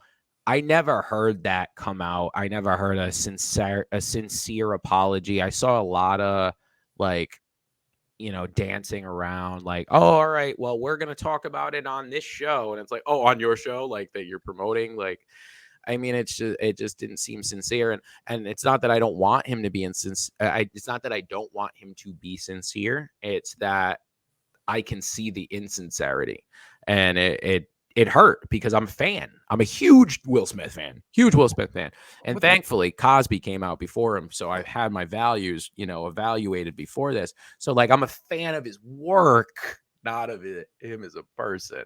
I think That's how I have to talk about Cosby now. All you know about Will Smith really is Say again, I'm sorry. All you really know about Will Smith is the parts that he's played. You don't know much about the real guy. Exactly. And he never once promised anybody he was perfect. No, you're right. You're absolutely right. And it's definitely forgivable because, like, when you're that famous for that long, you start to lose touch with who you really are and where you really came from. I want to correct myself. I said you were right. And I think you're right in premise, but not with him. So typically, correct. Nobody promises anybody I'm going to be this guy, right? But Will Smith does kind of put that out. That is his brand. He does have a whole thing where he's like, "Hey, this is my health and fitness, and this is how you should live your life, and I'm super spiritual, and this is, how you should be." So he does have that going. So Will Smith specifically has a different story. But I think you're right in general. In comedy, in acting, in music, too many people expect people to be perfect, and that's never what they aspired to be. They just aspired to be I think it's foolish to believe that anyone is without flaw. Absolutely. I agree. What I'm saying is that's what he put out, though. Mm-hmm. Yeah. I think for us to believe anybody who claims that they're perfect, false gods is really what's that? I said false gods. Yeah, they're just being an idol. They're trying to be an idol that they can't be. Well, I mean, we literally have a show called American Idol, so right. You can't promise perfection. Well, I'm, it's we got tough game we live, right? I think there's like a whole worshiping people thing that I don't fully subscribe to. I think it's cool to have people that you look up to, but don't expect them to be the exact person that you'd want them to be because of who you saw them play in a movie or who you've heard them portray themselves to be on stage or on a comedy podcast. It's not everybody can afford to be so. I don't think people can't really take their heads and go, look at all the mistakes I've made in my life. They just figure if they continue to point the finger at people who they're trying to already worship, they built you up and now they're going to drag you down. And it's like, it's sort of like, what's that? World War Z? The wall, where they're coming up the wall. Yeah. Yeah, I got you. See, zombie fan. That's a callback, folks. Callback. Have you been watching The Last of Us? I have not. No, I haven't gotten into it yet. I am a fan of doing. It's only the second episode at this point. Well, no. I've seen people commenting. So, like, I'm a huge Star Wars fan, so I'm very good at dodging the comments on stuff. The only thing that was ever ruined for me was Marvel, and that's a whole nother story. We'll talk about that on another podcast because I still might kill this guy for ruining the movie. But anyways, but yeah, so I'm pretty good at dodging stuff. I was always poor, so I would always catch Walking Dead the next year. You know what I mean? So I'm pretty good at dodging the comments. So every time I see Last of Us, I kind of dodge it. But yeah, no, it's funny because I say Star Wars. Was it Pedro Pascal? Is like literally taking over every genre. He's got Star Wars, he's got Last of Us. He was on was it I wanted to say Lord of the Rings, not Lord of the Rings. Jesus Christ, HBO. They just did another Lord of the Rings. No, but it wasn't Lord of the Rings. It was HBO. What was the HBO show with the dragons? Game of Thrones? Game of Thrones. Yeah, he was on Game of Thrones too. Thrame of Gones? Thrame of Gones. No, that's not how my particular dyslexia works, unfortunately. Mine kind of does. Yeah. Hey, not good for you. Not, Like that's not the words I wanted. I see words that aren't there. Like Oh, sometimes they like if it has the same like first initials, I'll think it's one thing and it isn't. oh, okay. All Like right.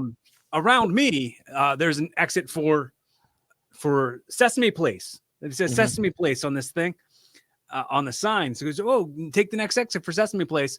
But driving down the shore, there's an exit for Summers Point, and I always go, oh, Sesame Place. Like But it's Summers Point. it's Summers Point, and I'll see Sesame Place just for a second. Brains. So for you at home that don't have dyslexia, I like to describe to non-dyslexics, there's not one form of cancer. There's not one form of dyslexia. And dysgraphia and Generation Flex. calcula are those in specific forms. So you asked earlier like about dyscalculia. It's like dyslexia, but with numbers. So for me, I experienced it a lot in algebra 2. I would start inverting multiplication and division in long theorems because they wouldn't let us write out the theorem in front of us. And so I would invert it, and the teacher would penalize me for it because I would still do the math right at the end. Like if you followed the math, like I didn't screw up my math, but I didn't do the theorem properly. So, I would never get the answer right. But had you let me write it out like they did in my advanced mathematics class in college, which I was one of like 10 people that passed out of like 40, then I did fine because I could see in front of me, oh, okay, I got to follow this step. I got to follow that step. I got to follow that step. But when you're leaving it to our crazy brains that for me, I tried to end before I was born, that's a joke about umbilical cords, people.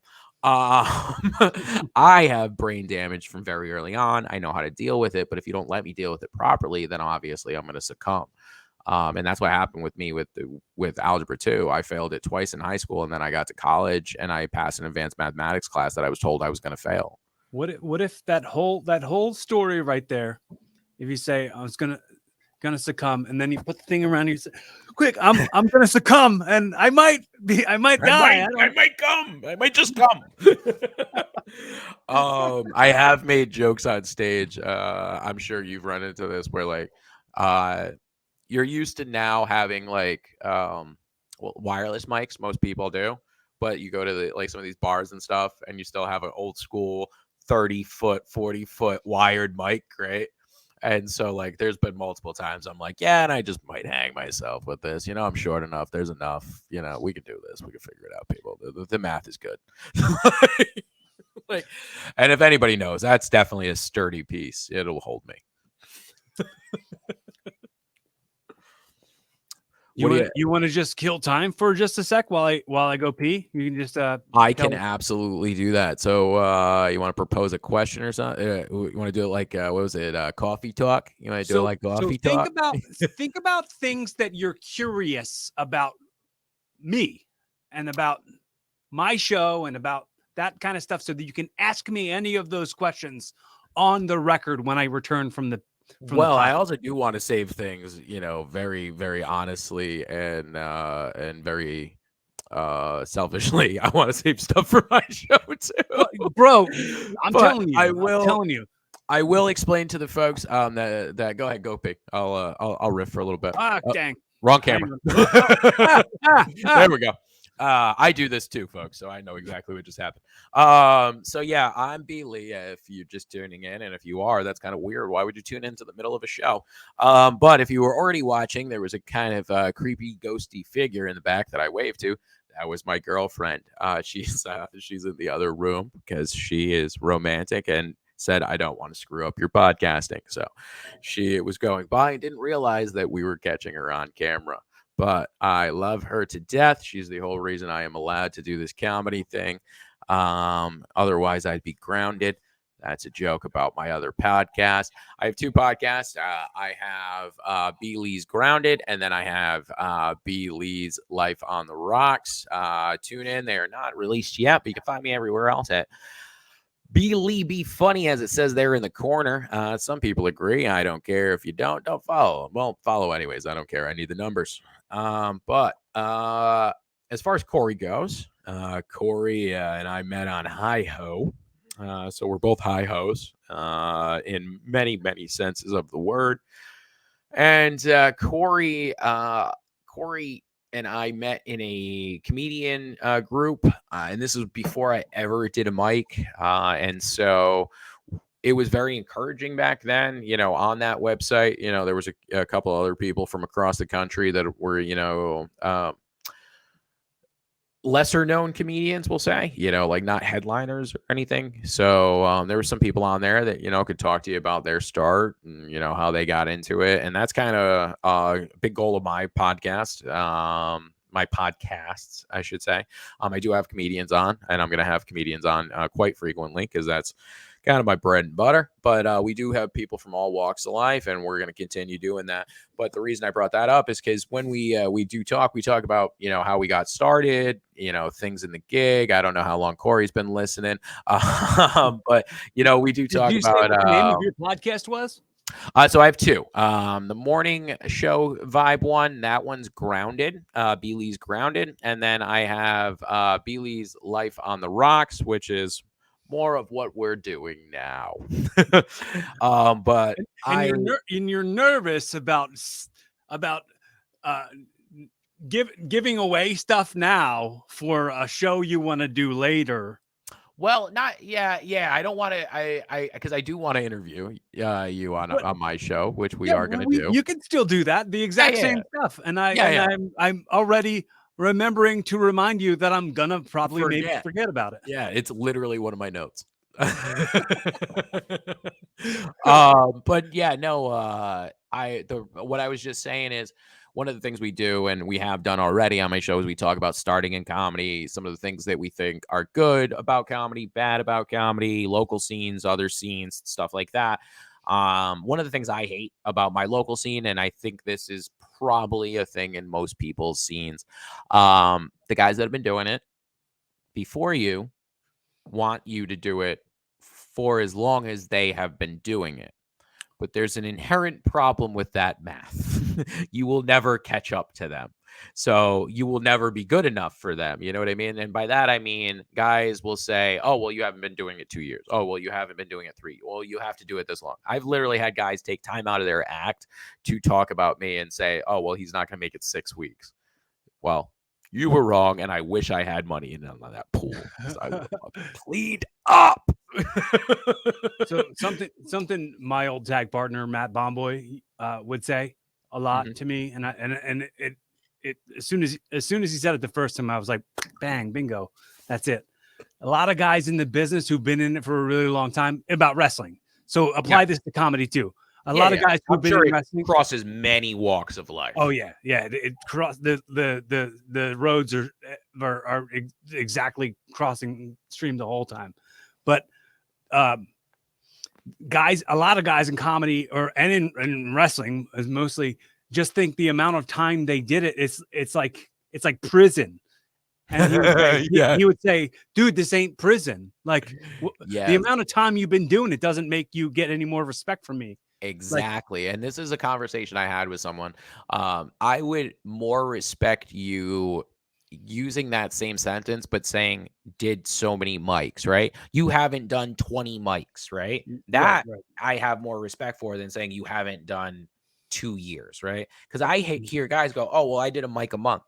Well, guy, my first month I did 20 mics. So if you did a mic a month, that means your first year you did 12 mics. I did 20 my first month. So what are we talking about here? Like, how are you going to say that I don't have the same amount of time in when I know I have more? Because if you count it by the minutes, I'm blowing you out. And by the minutes, people in the comedy world know you only get 5, you get 7, you get 8, you get 10, you get 20, you get 30. However many 3, minutes you get 4 is how successful you're doing, you know? And the more minutes you do, the better you're going to get. And that's what Pete Lee says. That's what Pete Holmes says. It was like an after-school special. That's why I was like, I was getting those vibes from myself, like ABC after-school special vibes. Like, you got to put the time in. You got to put down the pipe and put the time in. Yeah. That say no to drugs contract kind of went out the window, huh? Well, it made me think of the thing that JR says all the time. Jim Ross, do you know who that is? The famous commentator. He used to Commentator or comedian? he was a commentator and like on WWE, like Monday Night Raw. The guy from Oklahoma wears a big cowboy hat. Oh yeah. Okay, yeah, you caught me up. Yep. See, you just had to use a couple more descriptive terms. he at one point was like the head of talent relations for WWF, and he would say how important it would be for people to maximize their minutes, and we gotta start applying that to everything that we're using our minutes for. Yeah, I have a guy that works with me. He normally does my production, and like switches the cameras kind of stuff. And he's just getting started, like 6 to 10 mics in, like he's fresh. And he almost quit like on his 4th mic. But I chased him down in the parking lot and I was like, "Nah, man, you got to stick with it. You got to keep going." And I don't see enough of that in the business. And what I compared it to for him, because like he obviously doesn't know, comedy as a grand scheme, right? I compared it to sports. I go, dude, when I played hockey, it was all about ice time. I go, ice time was key. It's not like any other sport. You can't just show up at a basketball hoop and start shooting. Hockey, you have to have the ice, right? And so ice wasn't cheap. We couldn't afford to just buy ice. So like when somebody said, "Hey, we have free ice time for you," we would cut class. Like, you know what I mean? Like we would go somewhere, or like I remember the whole hockey team got in trouble once because we were all trying to go to public hockey one day, and public hockey was like during the day, right? And so like we all signed ourselves out of school. People's moms were calling up and like, "Oh yeah, I'm going to sign out my 2 kids." And all of a sudden they started putting 2 to 2 together. They're like, "This is the whole hockey team. The whole hockey team is signed themselves out of school," right? And so all of a sudden like people were getting calls back. But I was like one of the older kids, so I was already gone. Like I had already, signed myself out and left. And my mom knew, like, if I was leaving school, like I was I wasn't the perfect kid, but like you couldn't have done really worse. Like I cut school to go play hockey and go to work. Rebel. I'm What a really rebel. disappointed in myself later. Like wish I was doing drugs and having more premarital sex, but no. I was going to work on a golf course or going to play hockey. It was not as illustrious as some. Bad boy. Look out. Watch out. Yeah, no, Look out for him. He's a bad it did boy. help with my bad boy stuff though, because I got away with a lot of stuff without like people ever thinking that I would. Like when somebody would see me smoke a cigarette for this first time, it was like the emoji, like where the head blows up, like every time. They were like, "Oh." And then like it was even better, like when they saw me smoke pot, they were like, "Oh, you?" And I'm like, "Yeah, yup. It's okay. We're gonna be fine." Everything's gonna be fine. Well, and it was like you were saying about actors. Like I would kind of have like the same, or like you were saying about people in celebrity, I should say, where they never promised to be anything, right? I kind of had the same approach. I was like, well, when did I say I was innocent? Or like people would be like, "Oh, you're a dick," and I'm like, well, when did I say I was a nice guy? Like I don't understand. Like Right. I never said that like I was these things that you imagined. And I also find myself in life having to correct myself, in relationships is the easy one to think about, but like putting someone on a pedestal when they never asked for that. They never said, "Oh, I'm this, that, and the third." And if they did, that's on them. But like I know in my life, I've had to correct myself and go, "Hey, this person never, claimed to be this thing. This was something you imagine in your head, something you wanted. You can't penalize someone for not being your imagination." Right. It's So many people do, but you shouldn't. right. I think it's I think this thought all the time. I don't know if I really ever say it out loud, but I think I heard Dax Shepard say it on one of his podcasts about it being a famous saying in AA was expectations are resentments yet to come. I hate that. So putting expectations on somebody to be something they aren't.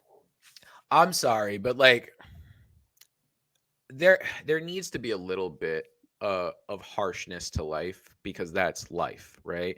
And so like when you tell somebody that like something like that sounds like no hopey to me. You know what I mean? And it's just like, yeah, stuff's gonna be tough, but like it can get better. Like, you know what I mean? Like when I tell people I'm walking, talking, and breathing, there's a joke in that, but there's so much reality in it. So like if you break it down to the heart of it, right? I'm walking, talking, and breathing. And I say it was people a lot of times will come back, well, that's pretty positive. And I go, well, it just means I'm doing better than 3 people. Because there's somebody that's not walking, somebody that can't talk, and somebody that can't breathe today on their own, right? There's 3 people. But we know Right. if we extrapolate, it's a lot more than 3 people, right? Mhm. But if you ask me where the heart of that came from, it was when I used to bartend. I had Friday and Saturday nights, I had the back bar. But because of that, I had to work a day shift. So Thursdays during the day, I would turn on Sports Center while I cleaned the bar because there was no one there. I worked at a pool hall, and these old men would come in, want coffee. So I'm like, I have nothing to do, right? I cleaned the bar in an hour, and now I got like 6 with nothing to do, right? So I turn on Sports Center because I worked 2 other jobs. So guys would ask me at the bar on Fridays and Saturdays, "Oh, did you catch this? Did you catch that?" And I would never have an answer. So when I would watch Sports Center on Thursday, I would literally just turn into like clickbait man. They'd be like, "Oh, did you catch this?" I'm like, "Oh yeah, did you see that shot he made? Yeah, he bounced right off the backboard. You know, like I saw the." Or I'd be like the guy, "Oh, I saw the highlights." You Right? catch the highlights. Yeah. And so one day they had like one of these shows where it was like, a deep dive on somebody, right? And it was this kid, and he was in high school, and he was the manager for his high school's football team, like, the equipment manager kind of thing, you know? But the kid had this debilitating disease where his white blood cells attacked his own skin cells. So, like, he literally felt like he was on fire all the time, and his mom had to like wrap him like a mummy every morning. Like so he'd wake up, take this like bath kind of thing, and she'd wrap him with like these wraps every day, and then he'd put on his clothes because his clothes couldn't touch him directly because if they did, it would cause him so much pain, right? Kid went through this every day of his life, then would show up to the high school, go to school, then go to the football practices, cheer them on, set them up, keep this kid had no complaints or like animosity towards life. He was just like, yeah, I'm happy to wake up every day. It hurts like a son of a bitch, and I got to cheer on my team. And I'm just like, if this fucking kid can be like this what the fuck do I have to bitch about? Like, and so that's where I was like, I'm walking, talking, and breathing. I'm having a good day. And then all of a sudden it clicked. And I'm like, oh shit. So I've literally been saying that for like 20 years. Mm-hmm. So that's been my catchphrase. I have it on t-shirts because people have heard me say it so much. People made me t-shirts. So like, yeah. And I have it hanging on I have like a chalkboard hanging outside my front door above my mailbox. And it says, I'm walking, talking, and breathing. It's a good day. And so like every day, my new mailman, because I get one every day, sees that. So I hope it helps one of them. Yeah. I don't know how much you know about this, but I had to have brain surgery in 2011. Yeah, I knew a little bit about it, but yeah, I mean, as much as you'd like to talk about it, I'd love to hear I about it. don't I mean, really want that's to so get too much unique. into all of it, but I just wanted to say after it had happened, it was maybe like it was like 2 months later or something like that. I went to the follow-up neurologist appointment, and I was sitting in the waiting room with my mom and this kid and their mom. I forget if it was a boy or a girl. I completely forget. But the kid turned to his mom and was like, "Can we get McDonald's after this?" Like a real impediment. Like they were really struggling. They were really challenged. Gotcha. And they were saying, "Can we go to McDonald's after this?" And I like looked at my mom, and she looked at me, and we were both having the thought, how lucky I am how lucky we were that I didn't become that, because I could have easily become that. And it just and anything I ever do now, I always go like, please continue to be exactly what you are, because I need you to be that so that I can be this. So that when I say I have a great amount of respect for our military, the people who are the armed services, our country, that protect our country and they make the sacrifice of their life. I have so much respect for that because I'm so happy that you made that sacrifice so I didn't have to. Yeah, no, for sure. I had a lot of friends that that served. I lived with a couple of guys for a while that had been overseas, and they do see a lot and not get a lot for it. Right. And Yeah. even in the lightest aspects of it, I don't think we need to get rid of our military, and I don't think we need to get rid of service. And I actually think, if anything, I think a public service makes you see things differently, and these guys had a different outlook on life because they took a part of their life, and a very early part of their life for these guys, like they're, in their teens when they're doing this, right? Traveling the world, right? They start seeing the world differently earlier on, and they come back with a whole different outlook, and we don't respect these people enough, and we don't give them enough for what they do. Like, we go, oh, well, I go to work every day. Yeah, but if you get shot at work, that makes the news. If they get shot at work, it don't even make the news if they die. Like, it's not the same thing. Like, we got to stop. Everybody runs on the equality thing way too hard, and like, I think that's a big problem is people expect equality, and I think that's one of our hugest flaws in life is you shouldn't want everything to be equal. You need different things in life to make things work properly. So like, by that I mean, I am really good at making pulled pork. I don't need my girlfriend to make the pulled pork half the time, because half the time it's not going to be as good. But she makes dinner almost every goddamn night, and I would prefer it that way because she is a much better cook than me. But my fucking pulled pork kicks. Like, I make good pulled pork. So like, I know that's my thing, right? So why would I say, oh no, well, we need to split that 50-50. You need to make half the pulled pork. That makes no sense. Mm-hmm. I'm not saying she is a bad cook or she has no, value in life. I'm saying I'm better at making pulled pork. And there's so many of those things in life that we won't acknowledge, right? And it's just like, there's tons of overcorrecting in the opposite direction. that's exactly what I'm getting to. Exactly. Thank you. And it's like some things were fine, but we like allowed somebody else to make us feel like they needed to change in some way, and then that really pulls the focus off of anything that could have been important. Yeah. And I used it such a throwaway example like pulled pork because yes, there are so many bigger things, but I want I thought that was a real thing. I thought that was a real no, thing. I know I do make really good pulled pork. But like, that was the reason I said it, is because like, if she said to me one day, oh, well, I'm going to make the pulled pork because you made it last time, I'd be like, what? Huh? Like, that's not a thing. Like, that's dumb. Like, I make the pulled pork. That's my thing. Like, yeah. So like, but if you said that to some people, they'd be like, well, why does it have to be your thing? And I'm like, what if she wants to get better? Well, I don't want to wait for her to get better. Mine's already good. Like, we only got so many years on the planet. Like, you know what I mean? Like, why can't you acknowledge that I'm good at something and she's good at something else? Why do we both have to be equally good at the same thing? That makes no sense to me. And that takes value away from for each other. And then all the power combines together to make one good team. Exactly. There's a reason why everybody on the Captain Planet team didn't have all the rings, right? It's like everybody had one ring for a reason, you know? What, did you watch the Rick and Morty, the Planetina? Yes. She went nuts. I'm gonna never think of Captain Planet again the same. I love Rick and Morty, but I love it once again unconventionally, like from a comedic sense.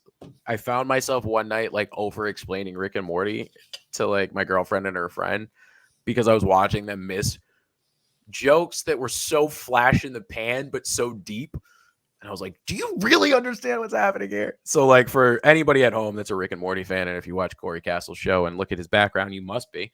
I'm referring to the episode, like I think it might have been the first episode of Rick and Morty, but the scene is Rick, yeah, actually, it is the first episode. Now that I think about it, Rick goes to get Morty from high school, and there's this like bully like screwing with Morty, right? But Rick can't deal with him, like because he's Rick, right? So he's zero thought about this kid. Like it's just you can't waste time in my day. So what's Rick do? He hits him with a freeze ray. Like the kid's like, rah, rah, rah, and he's just like Rick doesn't even like bing, like doesn't even acknowledge him. Just freezes this kid for the rest of his life, right? So you think that would be funny enough, but no. Right after they hop in the portal, which is a second later, right? Like millisecond later, right? Boom, they're gone. Not there anymore. His sister comes around the corner. Summer. Well, his sister just happens to be madly in love with this same guy. This is going to be the first words that we ever say to each other. other. Yes, you know the scene. You know the scene. So she's getting all this like, love and everything, and then she goes and touches him, and he literally, not metaphorically, literally shatters into pieces. Right. And that was her first love. And I'm like, do you not see all the eccentricities of this 3-second scene? Well, there's incredible amounts of nuance in all of that, and I obviously appreciate that. Right. And then I was watching them going like, I don't get it, and I'm like, oh my god, there's so many things in this. Like, it's weird too, man. Like I feel like I watched Brian Regan's Live at Redbox special, and I was like, oh, this is hilarious. I was cracking up the whole time. And I was like, I'm going to show, I got to show this to my mom. I got to show this to my mom and my sister. And they were watching it. Crickets. Nothing. And I was like, oh. It wasn't Dimitri Martin. Who's the other one? I'm trying to think of singing comics. Light Brown. No. What is his name? He doesn't always sing, but a lot of his stuff is singing. He's a white guy. I want to say he's got blonde hair. Bo Burnham. Did you say Bill Burr? Bo Burnham. Oh, Bo Burnham. Yes, exactly. Bo Burnham. It's exactly who it was. I was like, Bill Burr. No, Bill Burr doesn't even have hair anymore. Yes, it was Bo Burnham. And I was showing my girlfriend Bo Burnham. And I love Bo Burnham. I love his crazy ass songs. I'm not a huge musical comedy fan, but I think if you do it right, it is great, right? And he does. And I'm like, oh, watch this. And it was like, I think it was his making of a something, right? So it was like even more niche. And it's like, so I didn't set her up for success. But she's like, so like, can we watch something else? And I'm like, but Bo Burnham. And after in retrospect, I was like, I did not set her up, right? Like it wasn't like she didn't experience the same way I did, you know, like I found him early on. I heard his first specials, you know what I mean? Like, so I grew with him as he grew as a comic. And so like, yeah, I can listen to his throwaway shit and be like, oh, that's great. You know what I mean? And I'm like, oh yeah, you're not a comic. You didn't grow up on him. Like, so for me, now I'm doing the same thing to her that like my brother and my grandfather did to me, you know, and it's just like, oh, you know, when he did that, and I'm like, yeah, no, I think I was getting laid that night. I didn't watch that game. Sorry. Like, I don't know what the hell you're talking about. Like, so yeah, that's what she's doing to me now. She's like, not only do I not know, I don't care. Yeah. It's funny sometimes to watch somebody not react the way you think they'd react. Like I read this really, really important quote from, I forget exactly what it was, but it was something that was really meaningful to me. And I remember reading it to the point where I think I teared up when I read it and my throat was a little something. And I was like, I'm going to go tell this to my mother. Yeah. And she totally was not even hearing it. She did not. And I was like, this is something. Oh my God, look at how something this is. And she was like, Well, so that's that brings me to the joys and travesties of the internet, right? So like, thank God for people like us, because like we could find other people like us. But then you also have like the dark end of that, like the worst of the people are also finding the other worst. You think that what you're into is so super specific and niche? Everything anyone could be into, no matter how super specific and niche those things are. There's at least one other guy out there doing the same thing. Yeah. And now the internet, we can find that other guy. Well, yeah, you used to be the one crazy guy in your town. And now it's, now you're connecting with every town across every country, across every planet, you know? Oh, wait, we're not supposed to talk about interplanetary communication. I'm sorry. We're not? No, Why? we don't know about that. That's not a thing. We don't know about that yet. I mean, you can't. This is the thing I always I say. like how the government dropped on us, like, "Oh, UFOs are real," and we're like, no, we got to worry about murder hornets." Like, my girlfriend always does this thing that's like it's like I say it's clickbaity, where she'll be like, "Oh, what? Why don't we start talking about? Never mind." And I'm like, "Oh, what?" like so she'll like oh, she says and that I to look at you. Yeah, she'll that say, is. she'll be like, and I'll be like, "Oh, you won't believe what happened today. It's the third best thing. You won't believe what happened second." That's It's like live action clickbait. That's what right. that is. And then I'm like, sometimes I'm like, "You want this? You want this? You want no? You want this? You want this? No." That's I feel like she does that to me, like verbally.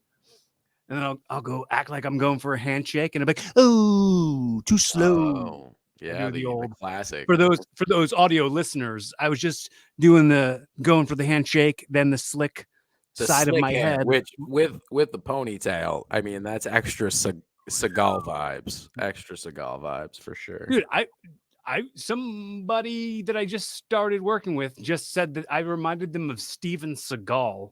That was a First, personal trauma I put on you. I'm sorry. I got that my first night I showed up to do my mic. I didn't do it that week. I ended up going for the next week because I showed up to the open mic thinking you had to be on time. And then I got there and there was literally no one in the building. And so my girlfriend and I ordered drinks and food, and then everybody rolled in like an hour later. So I decided to do it the next week. But one of the leading comics, like he's one of the top comics in the area, he spent his first like 2 minutes like making Steven Seagal jokes about me. Yeah. And I was just like, it's like Nutty Professor. Was it? I was like, it's low fruit. I'm like, 2 jokes. All right, let's move on. But like, like I got a ponytail. That's not. There's other people. Like Vikings, and I'm starting to feel like one. Let's move on. Do you remember the Nutty Professor when Sherman Klump went to the comedy club and Dave Chappelle on stage started making fun of him for being fat? Yes, And yeah. he started shitting on him for being fat, and he was embarrassed. And then later he came back as Buddy Love, and he got up on stage and he exposed and he made him them. cry. Put his hey, look at his shit locks or whatever. That's what that comic did to you. Chappelle, though. That's funny because that comic was Chappelle. I'm like, oh yeah, and you were Buddy Love now. Buddy Love. Yeah, that was a good movie, and I think we don't give enough awards out to these guys that like do like 13 roles in a movie. Oh yeah. And it's like, how are they not getting awards? Like, I don't care how much you like the genre, like they're doing something most actors can't do. Like if you got Charlize Theron, right, and you were like, do this, she'd be like, fuck you. And she's like, no, I wouldn't do all those. Like I do one, I'll do one, the hot one, I'll do that one, right? But he's like, no, I'm gonna do 13 people in this family. Right? There's like, what, he does it. Coming to America, he does it also. Oh yeah, he does in Coming to America. He plays. I was just talking about that the other day. Alyssa was wearing a velvet dress, and I was like, "What is it, velvet?" And I was like, "How many people said that to you today?" And she's like, "A few." And I was like, "Do you know what that's from?" Funny, because the other day I told my girlfriend to hop on one leg and bark like a dog. It's also Coming to America. Also Coming to America, people. It's the opening. I just didn't understand what your girlfriend had to do with it, so I got lost in the context weeds. It was a bad joke. I was trying to say I also saw the movie. I hard relate to you. Period. Let's agree to agree. Yes, because as a comedian, I can't go, yes, great movie. Also watched it thoroughly multiple times. I have to, make a imaginary situation in which I made my girlfriend embarrass herself. Particular part, very particular line, and I will apply that to my girlfriend too. I loved that part as a kid because Eddie Murphy is like acknowledging immediately the obscurity of what's going on. He's like, so she's gonna do anything, right? All right, hop on one leg and bark like a dog. And he's like, she's fucking doing it. She's doing it. And I was just like, that's a comedian right there. Like that's what a comedian would do. Like, oh, she's gonna do anything. Like, you're not gonna think the like crazy sexual thing off the bat. You're gonna like, oh no, I'm gonna make everybody in the room laugh. Watch her do this.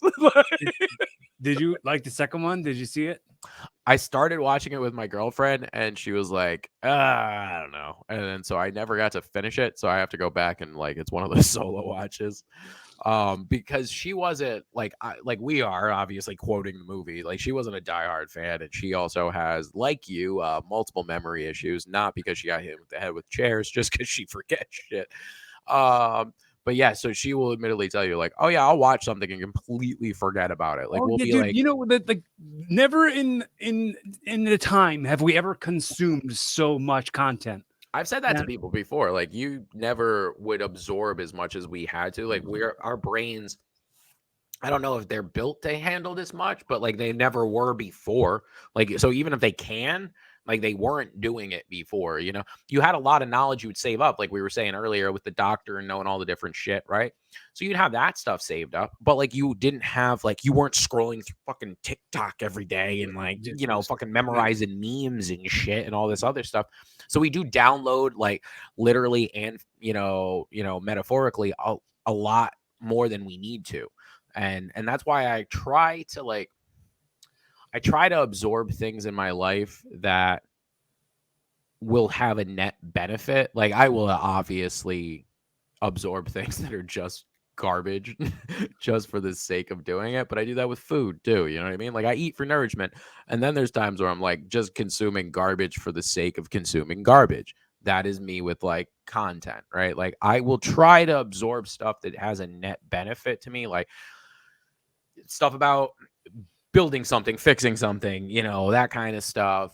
A different way of looking at something. Oh, they just found this animal, that kind of stuff. Like that's what I mean, like betterment, like, looking into things, right? But then I will also be like, let me turn on, Impulsive to see what these idiots are saying to each other so I can make fun of them later. You know what I mean? Like I'll be like, oh yeah, this is shit. Like this is crap. But I am absorbing it because everybody else is in America. I consume garbage reality TV shows and stuff just to have, mindless shit. Well, it's like me in the zombie movies. It's like, as long as you appreciate it for what it is, it's not bad, right? But it's like, it's anything, too much of anything is bad, right? Like, I'm sure that there are plenty of functional cokeheads, right? But you don't see those ones.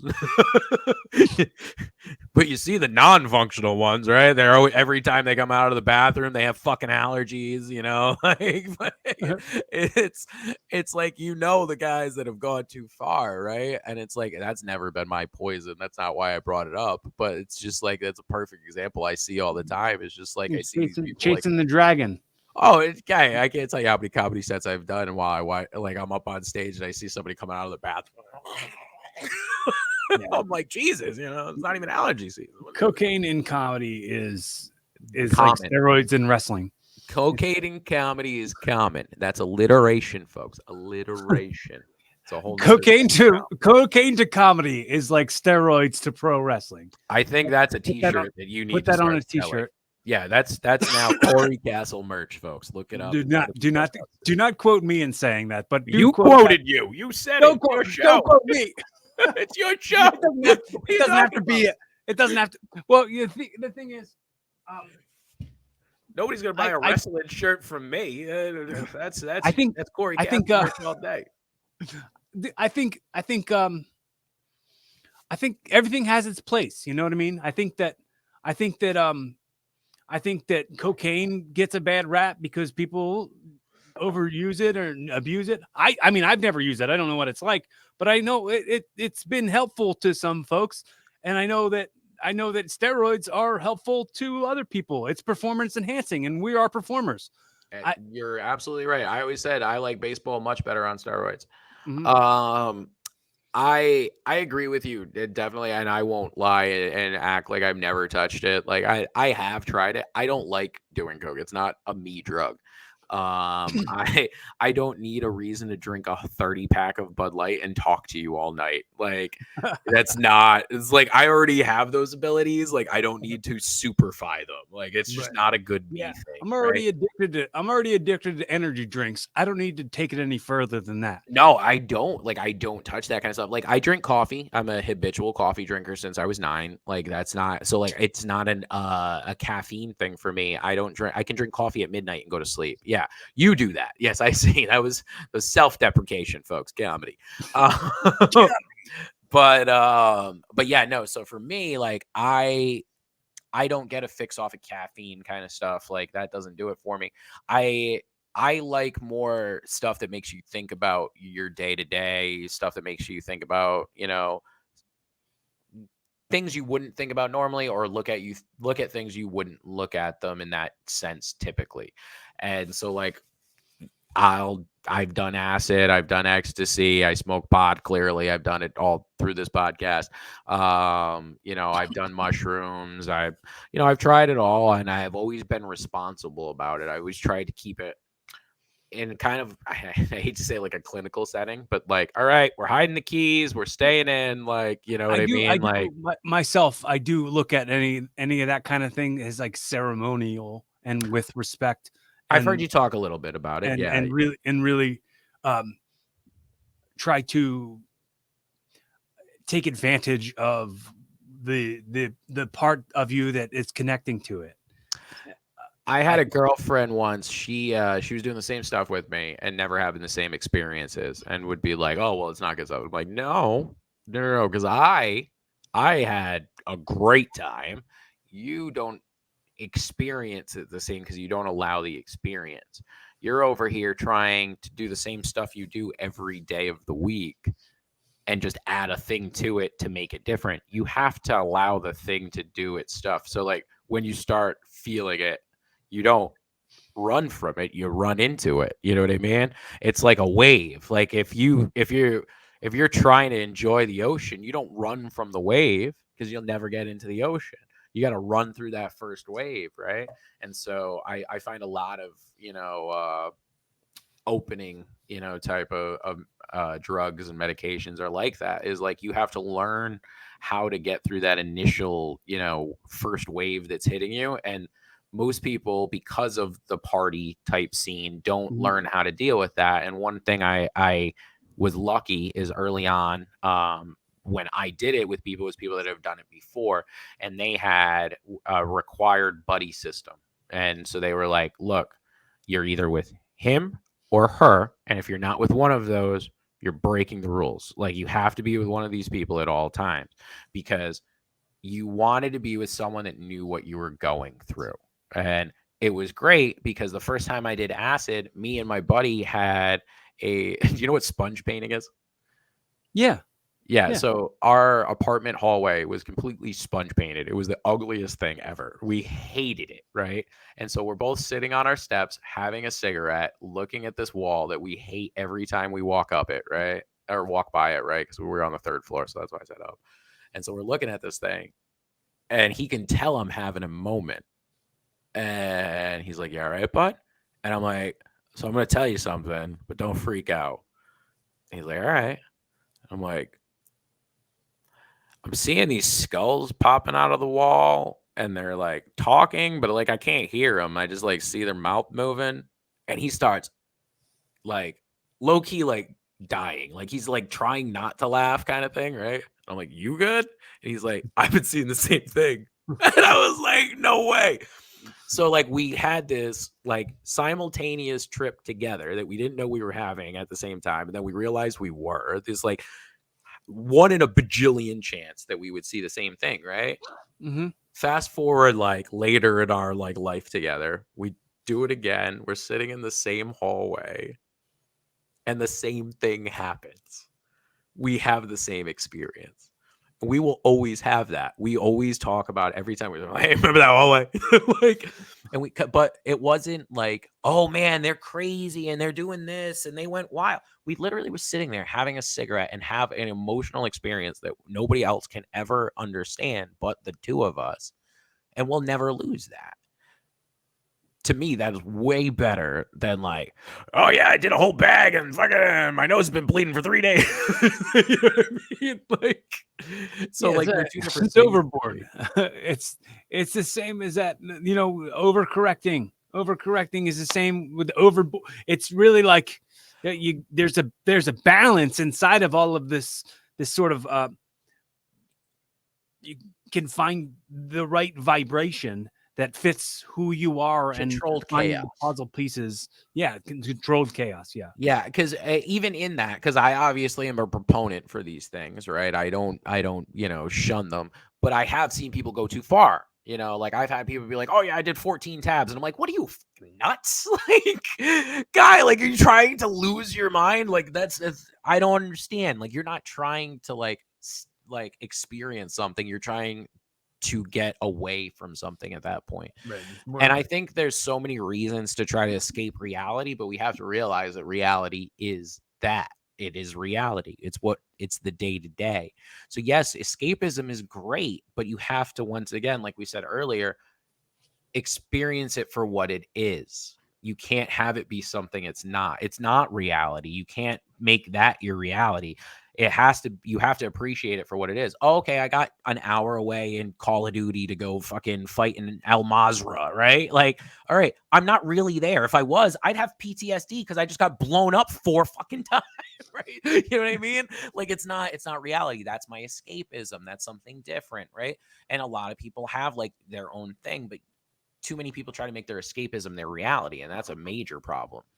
Well, it's that same confusion of like your job defining you. I think a lot of people feel like their job defines them, and what they do for money is defining who they actually are. Like if I say, "What do you do?" and you tell me what you do, that's not the same as if I say, "What are you?" and you answer what you are. Like that's I think the only time that's going to change for me, because for the first time in my life, I'm saying what I actually want to be. You know, when I say I'm a comedian, I'm actually happy about that. I think the only time that's going to change for me is when I become a father. I think that'll be like, oh, I'm a father. You know what I mean? Because I think even if, you know, we get married, I think comedy will still come before husband. man, I just don't want that. But I'm happy for you for that. Does that make sense? Like for me, this makes me happy. Like this is my happy place. When I do comedy, Yeah. it's the first time in my life where it's something that I wanted, I thought about, I put it to paper and I made it happen. So it's something different for me than just being comedy, I think. But when I say I'm a comedian, it means something to me. You know what I mean? It's not when I used to say like, oh yeah, I work in pharmacy. Like I got to a point in my career where I would just tell people I work in retail pharmaceuticals because like I didn't want people to know that I hated my life every day. Like I went to work, I literally have saved people's lives more than I can count, right? Like I've stopped pharmacists from making mistakes that literally would have killed people. I have gotten no credit for that whatsoever in my life, nor will I. Right. But why did I do it? Like 11 years later, I was picking up my girlfriend's prescription the other day and I'm watching stuff and I'm still picking out like company fucking protocols. I'm like, oh, they fucked that up. Oh, they fucked that up. Oh, and I'm like, what am I doing? I'm like, why am I doing this? Because I gave so much of my life. I thought that was going to be the rest of my life. And I would tell people, I'm like, oh yeah, I'm in retail pharmaceuticals. And I thought that was going to be the rest of my life. And I was hiding a major part of it. Like I wouldn't tell them what I actually did or where I actually worked or anything. I had embarrassment about it because it wasn't because of the job. The job wasn't embarrassing. It was because I wasn't happy with myself. I wasn't happy doing what I was doing. And I only realized that in retrospect, you know. That's the only time you ever realize something like that. In retrospect, the only vision I have that's 2020. Captain Hindsight. Captain Hindsight. I love those commercials because like I'm like, yeah, I wish I met him earlier in life. Wasn't Captain Hindsight from South Park? No, I thought it was wasn't it Expedia commercials? Oh no, Captain that was Captain Obvious. That's what I was thinking of. Captain Obvious. Captain Hindsight was from South Park when he flies in and he's like, those dams should have been double protected. Bye. what was the villain's name? Something disarray, right? Oh, General Disarray. General Disarray. General Disarray. And then his sidekick had some other stupid name that was like a double entendre too. Oh God. But yeah, General Disarray was was glad, and then you threw the Chinese star in Butter's eye. That was back when I watched South Park. That was good stuff. Yeah, Oh dude, man, I think they just got new episodes or whatever. They're getting new I episodes about to be on Comedy Central. I haven't boycotted it, but I haven't watched it. Like it wasn't intentional non-watching. I did the same thing with Family Guy. It was just like I kind of like organically fell off. Like there's only so much stuff to watch, and Right. especially with Family Guy being a Rhode Islander, like I get all the extra inside jokes that most people don't. And like so Family Guy like had a nice place in my heart, but like I I don't want to say I grew it because if you put it on right now, I would sit down and absorb every second of it, right? But I just don't find myself running to it. I find, like I said, like if I'm absorbing content now, I want it to be something that's like different, right? So like when my girlfriend and I watch TV, like we're like watching like cooking shows and like Shark Tank and like what's the one we're watching now? New Amsterdam is like this sobbing hospital drama. Like it's got me tearing up every episode crap, and I'm like, I hate this. I could tell you where they're gonna make me cry and I'm still gonna do it. That kind of crap, right? And both of us came from the medical field. She's a nurse, obviously. I was, in pharmacy for 11 years. And, we both call out shit in the show all the time that's like blatantly wrong, but we're both like just sopping it up every second of it. Like, we're like, that's wrong. That's wrong. That's not right. And we're Yeah. both like, Working in so many trades, it's screwed up so many movies and shows. Like, I fully understand where you're coming from on that. Like when people crawl through air conditioner vents, I'm like, nah, that thing would fall right down. Did you see the one of the criminals? Like the cops come in and the girlfriend books it into the back and she gets away and she gets into the air duct and then she starts crawling through it. She drops through the ceiling right back in front of the cops. It was great. She like whacked off the oodle of noodles and hit the ground. It was I didn't see it, but that sounds accurate. Oh, you should look it up. It's good times. It's good times. That was one of the things I hated the most about the pandemic is they got rid of cops.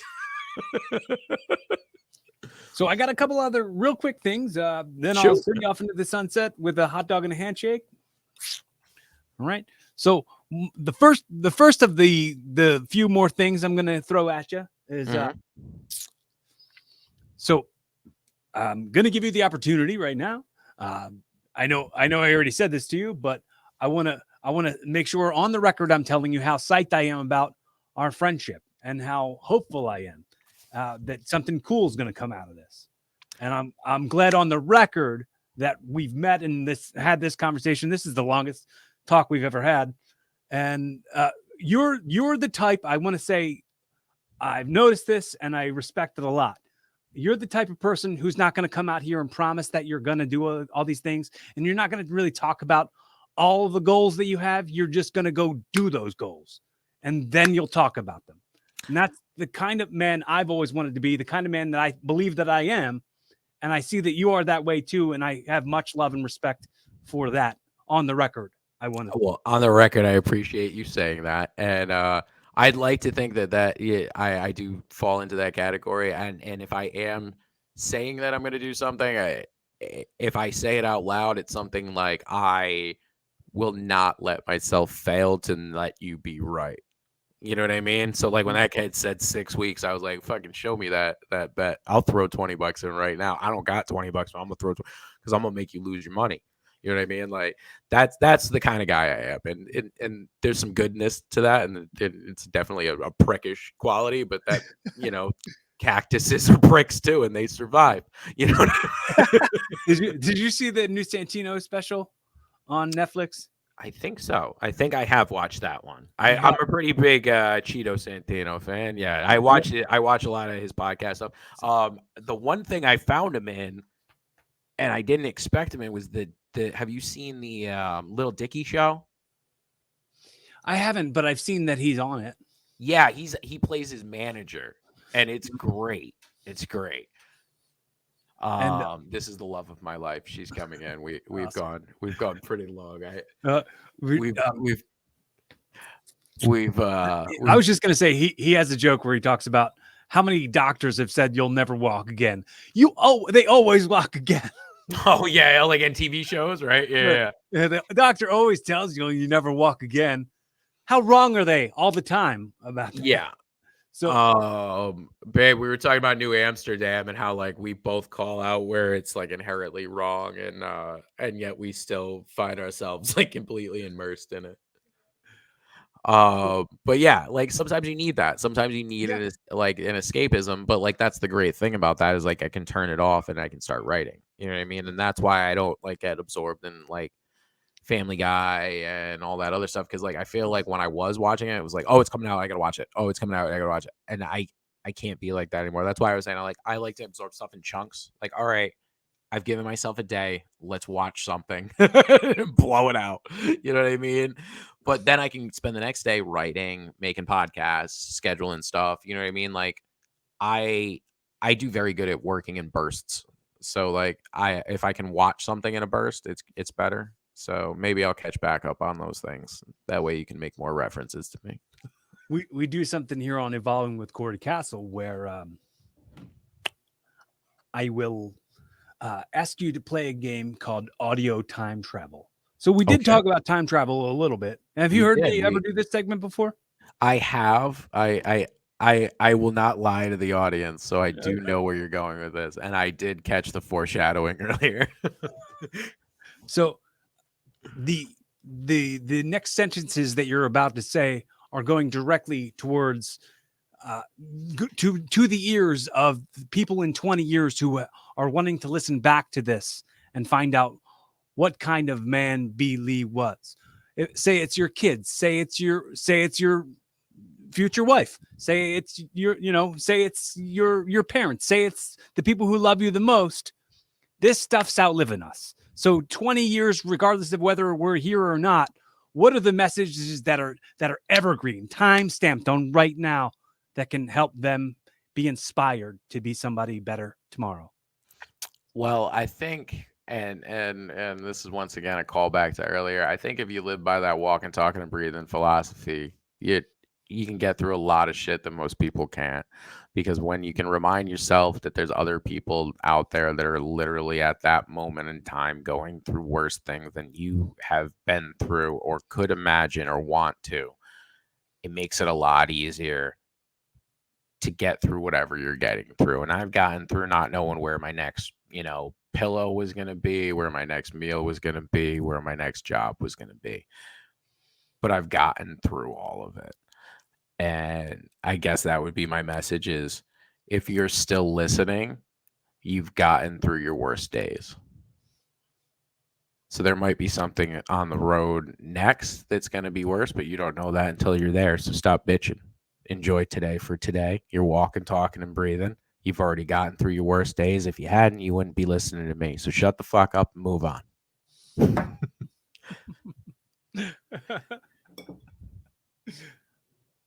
It's walking and talking and breathing. There you go. Those three things can get through a lot of shit. So the show's yours now. Hypothetically, I've gifted you this show. This has been your first episode of your new podcast, Evolving with B. Lee. In your pilot episode, and very Jerry Springer's final thought, the most valuable takeaways. So that this whole episode is going to be wrapped up in a pretty little bow, so that we can take it home. Oh man, Jerry! I wish I had my glasses with me. I put them back on in Jerry Springer fashion. But I think if we were to summate the best parts of today's episode, because that's kind of the goal here, right? I would say if you were going to take the heart and soul out of this, it's that there are plenty of people in life that don't know shit about fuck. They're going to tell you how to live yours while they are miserable in theirs. And as long as you're walking, talking, and breathing and moving towards your goal, that bullseye on that dartboard, as long as you got that arm cocked back and you're still aiming, you're still in the game. You know, you might not hit that bullseye yet, but just keep throwing those fucking darts. You know, you're gonna miss 100% of shots you don't take. You know, so take the fucking shots. So that's what I got for you, folks. And in the game of darts, how many darts do you get? When I play, as many as I keep in my pocket. So yeah, you got more than one dart, dude. Just keep throwing. You got one more dart. You got another dart. If you don't hit, like, does darts ever end? It only ends when they close the bar, right? Right. So, yeah, and also no one's making you pay attention to the lines, the tape on the board. You can walk right up to the board. I hate playing with those guys. Yeah, I hate playing with those guys. Yeah, they're no fun. But yeah, guys, I mean, yeah, that's the thing. I think if Cory and I were to represent anything at this point in our life, is that there's plenty of people that are going to tell you that you can't do something that they've never tried, and then you're going to prove them wrong, and they're still going to, you know, go, oh, well, good for you, but they're going to be mad at themselves the whole time. So you got to do it for yourself. Nobody has your goals. Nobody has your aspirations. Nobody wants exactly the same thing you want. That's why I constantly say, and another reason I repeat the same stuff all the time, we're constantly consuming so much material. So if you hear me repeat something, cool, maybe it'll stink in a little bit more. But like we're fucking, oh god damn it, I missed what I was trying to say. No, I think you were kind of like getting back to like where I was talking about like that striving for equality thing. Like you can't try to get too much. It's like we are programmed to be inside of a world that is reactionary. So everything that happens to us, we react to it, and we aren't really acting intentionally as much as we should be, because a lot of us are numbed into consuming, and I'm guilty of it too. So I'm not going to sit here and say, oh, careful about the amount of time you spend consuming things, because I'm just as guilty of it. But I'm kinder to myself, and I'm kinder to the type of person who I know I want to be in the future. And I know that I'm also in communication with the person who I used to be, and I'm communicating with, you're in good hands now, got this, heading forward. It's a little harder to need to be reactionary when you're driving your own way. Yeah. Yeah. Well, and on that note, you're driving your own way on a road that no one you know has ever driven. Right. They don't. So it's not like you have MapQuest or GPS or anything like that. You can't ask your grandpa how to get there because your grandpa wasn't a comedian. And if he was, good for you. You better be funnier than me. So another thing I say all the time, and this might have been my thought that I was having, but I doubt it was. When I was a kid, the main things I wanted to be a stand-up comedian, and I wanted to be a professional wrestler. Those were both of the main things I always wanted to be as a kid. Had I known that podcasting was a thing, maybe that would have been one of the things. Maybe that would have been one of the things I said I wanted to be when I grew up. But you know, I couldn't have said it because it didn't exist yet. It wasn't a thing. Yeah. Maybe if you feel aimless and you feel like you don't have a purpose, maybe your purpose doesn't exist yet. So stay open to the fact that your purpose could still be out there searching for you, but you got to be willing to find it. Yeah, absolutely. I mean, can you imagine there was a world championship POG player at some point, but there was never POGs at some point. So yeah, and you know what? A good amount of people who listen to podcasts maybe don't know what pods are or POGs. POGs, yeah. See, that was a very niche reference there. That was for the almost 40s in the crowd. Yeah, if you were around 12 or 13 years old in 1995, 96. Then you know what POGs are. You know what a dream machine is. That was the arcade we used to go win the POGs at. We used to go to the dream machine. They had a special machine where you put in a quarter and like you could win so many POGs. I used to hustle POGs. I got in trouble at school for it. Yo, dude, he was a slammer scammer, dude. No, I wasn't a scammer. I was just a hustler. Like I was be like, oh yeah, no, I just started playing. And I would play with my cousin who was 4 years older than me and his friend, and they would hustle me for my POGs. So I just took my skills and ran them down. Brandon, do you do any impressions? Yes. I think you heard I can do a pretty good Mark Norman comedy.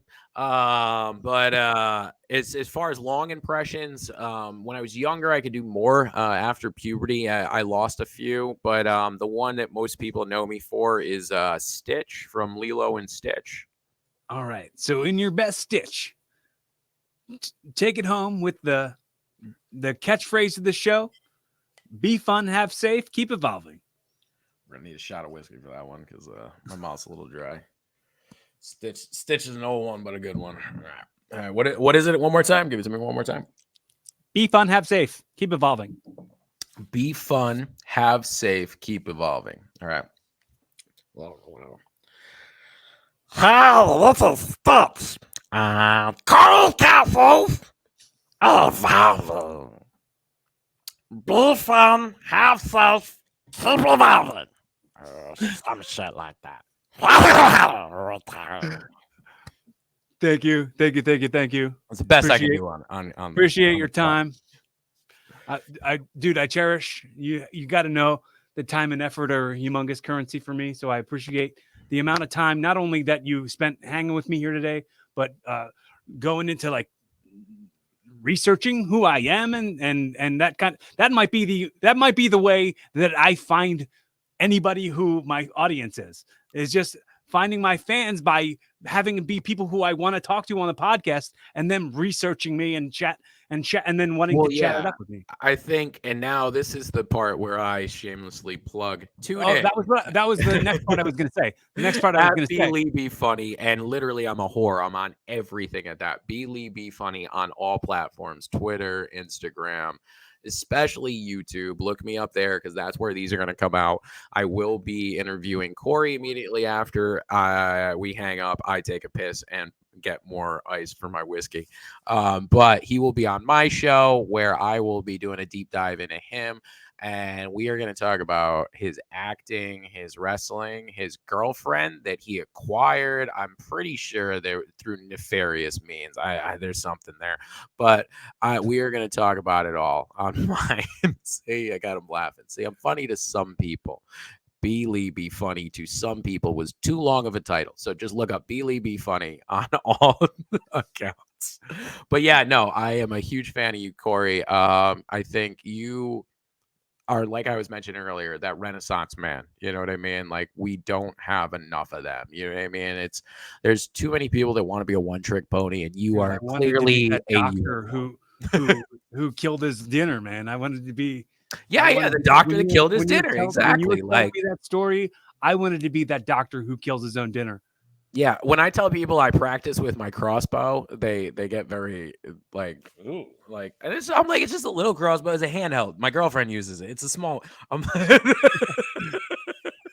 But I was saying the time and effort is a humongous valuable currency.